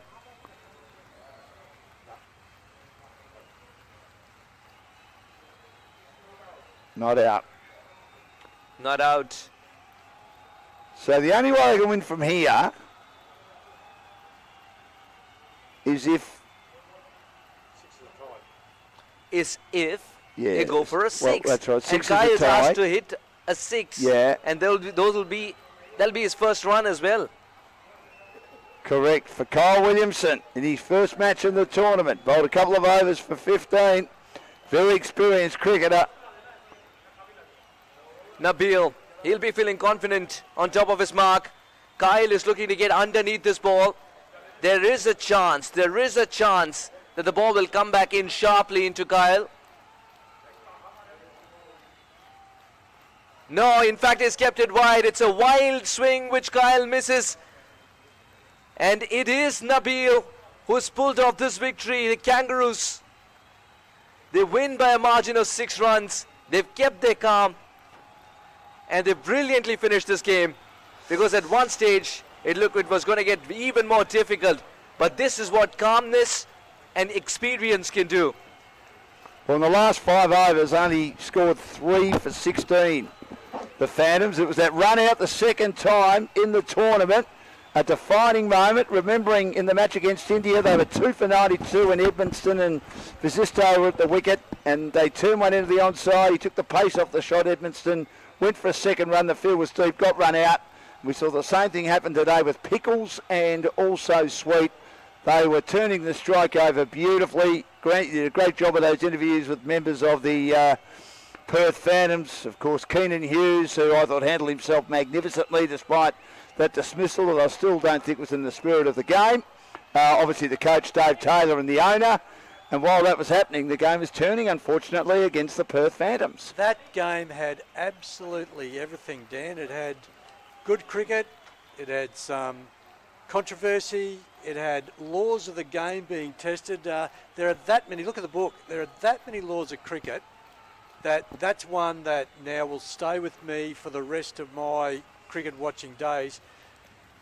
Knowing that with Ash Barrow there just telling us that if the batter was unsure of what was going on, if he felt that he was out, then there is a case for him to be called back to the crease. And Keenan didn't know that, obviously. It obviously never happened to him before. No. He's never seen it happen before.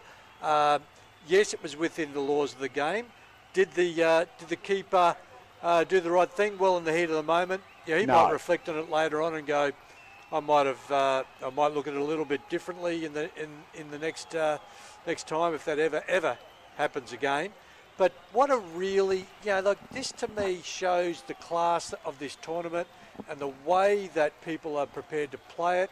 The enjoyment, look at that, the hugging, the owners being really respectful and knowing, just all about cricket and what's important. Well, Kobe got 6, Edmundston, the big wicket of Basisto for 4, but I thought, well, there was an opportunity for others today. Keenan Hughes opening the innings did a good job, and then the controversial stumping at 25. I thought when Tej Gardy came into the attack, he helped turn it, bowled magnificently. Imral got 35 and gave his wicket away. Murray only made 2, holding out, and they lost wickets quickly in clumps, in clusters. And then the partnership that was turning the game the Phantoms' way between Damien Sweet and then Sean Pickles. He went for that second run, Pickles, and was just run out, but it was out. He had the bat in the air as he was trying to make his ground. And then Damien Sweet held out straight away, thinking he had to win the game with a couple of blows. And then Surav was out for 5, and they just couldn't get the runs in the end. So 6-run win to the Kangaroos, Grant. Let's take a look at the bowling card, and there was a stand-out performer. Took 2 wickets early on, and there it is, Nabil. 2 for 31, 17 dots, 7.75. It ended up being a little bit more expensive than you would think in the end, but very, very good. Lovely bowling at the death there as well. Pawan, none for 28, economy of 7, 9 dots. Khawaja, 1 for 27 with 11 dots. Nasir, 2 for 21 with economy rate of 5.25 with 11 dots. And Tay, 9 dots. 18 runs and 1 wicket and 4.5. So good effort by the Kangaroos after batting first today. They found a way to win. It was set up probably by that 70-run partnership after they lost 3 wickets early, Farhan and Pardeep. Farhan 58, and then they lost some wickets quickly, and then Pardeep got going with a very good last over, which the Phantoms weren't able to replicate themselves, Grant, to get over the line. Yeah, the difference, Farhan and Pardeep in the end. Some great bowling by Amrul and Nasir, Nabil, but yeah, big win, good win by the Kangaroos. It's nice that they had their first win of the tournament. Absolutely, and the Phantoms, what have they learned from it? The Phantoms, yeah, all the laws, how important the laws of cricket are for a start. Let's just take a look at the standings. Yep. So through to the semi-finals, the Pakistani Sultans on top with a net run rate of 2.65, and the Indian Tigers from this pool with a net run rate of 1.16. We don't know at this stage who they'll play in the semis. We'll wait and see, of course, with the big game coming up to decide top of the table in the other pool between the Lankan Lions and the Sydney Mavericks. Back with that match shortly.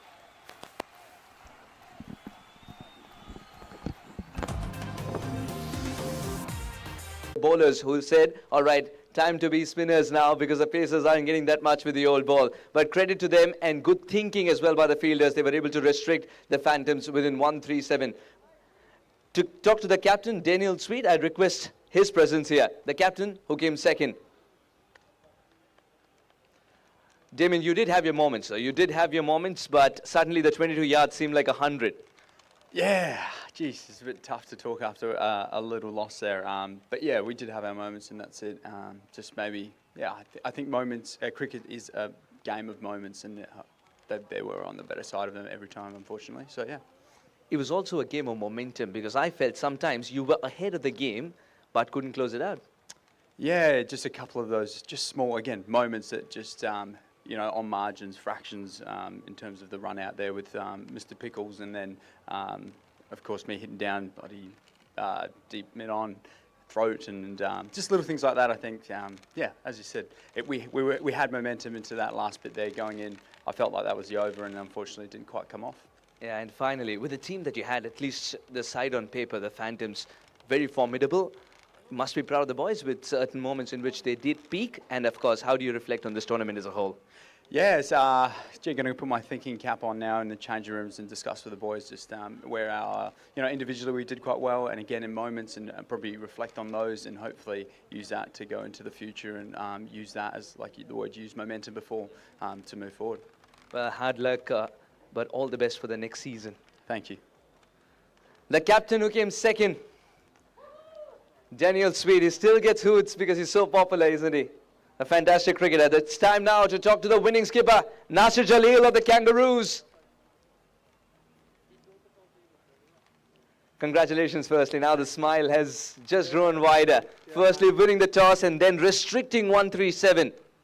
Yeah, like I said, you know, most of the games I think they were winning, defending the total, and I was actually a bit unlucky with the toss, but finally I thought, I got the toss. I knew that if he could might run 130 plus, I think we missed last few overs, but we could have made 150 to 60. But I think the bowler bowled well, and the fielders support the bowlers, and I think there was a good finish. I'm happy with that. You must be happy with the way the fielders covered the angles really well, because the runouts were affected only because of that. I think so. I think first few games, I think we were not there in the fielding. I think today, like I said, we have some few young players coming in, and they give them chance, and that's the difference when you have some good players, youngsters, and they can field well, So that was the, I think, difference. There was a spinner in particular, Nasir Jalil, the spinner. We've seen him seam bowling with a slip in place and swinging so well. Suddenly a spinner. I know, yeah, that's all, after that much experience playing for 32, 33 years. So I can use whatever, I'm a captain, so I can do ball off spin, leg spin, whatever I want to. Now, it's just sometimes, I just use the conditions. Sometimes I think I can swing the ball, I use it. I don't feel my back is not helping me, I start bowling spin. So, yeah, that was good. But we're expecting you in the next season as well. Congratulations on finishing on a high, and all the best for the next one. Yeah, thank you very much. Nasir Jalil, the winning skipper. It's time to give away some silverware. AUD 500 for the player of the match. I request the presence of Mr. Vikas Rana, the strategy advisor for the league. The very popular Mr. Vikas Rana will give this away. It has to go to Faran. It has to go to Faran Zakhil. 58 of 49. Who turned things around with a bat in hand. It was a difficult moment when a wicket had fallen, but he ensured that there was some stability as he's built a partnership before as well on tracks of this sort. Thank you so much, Faran. It was sensational watching you play. Well, don't go too far. There's another important game coming up. The Sydney Mavericks will be in action against the Lankan Lions. So we'll meet you very shortly with that one too. You're watching the Landmark Presents Aussie Cricket League 2023.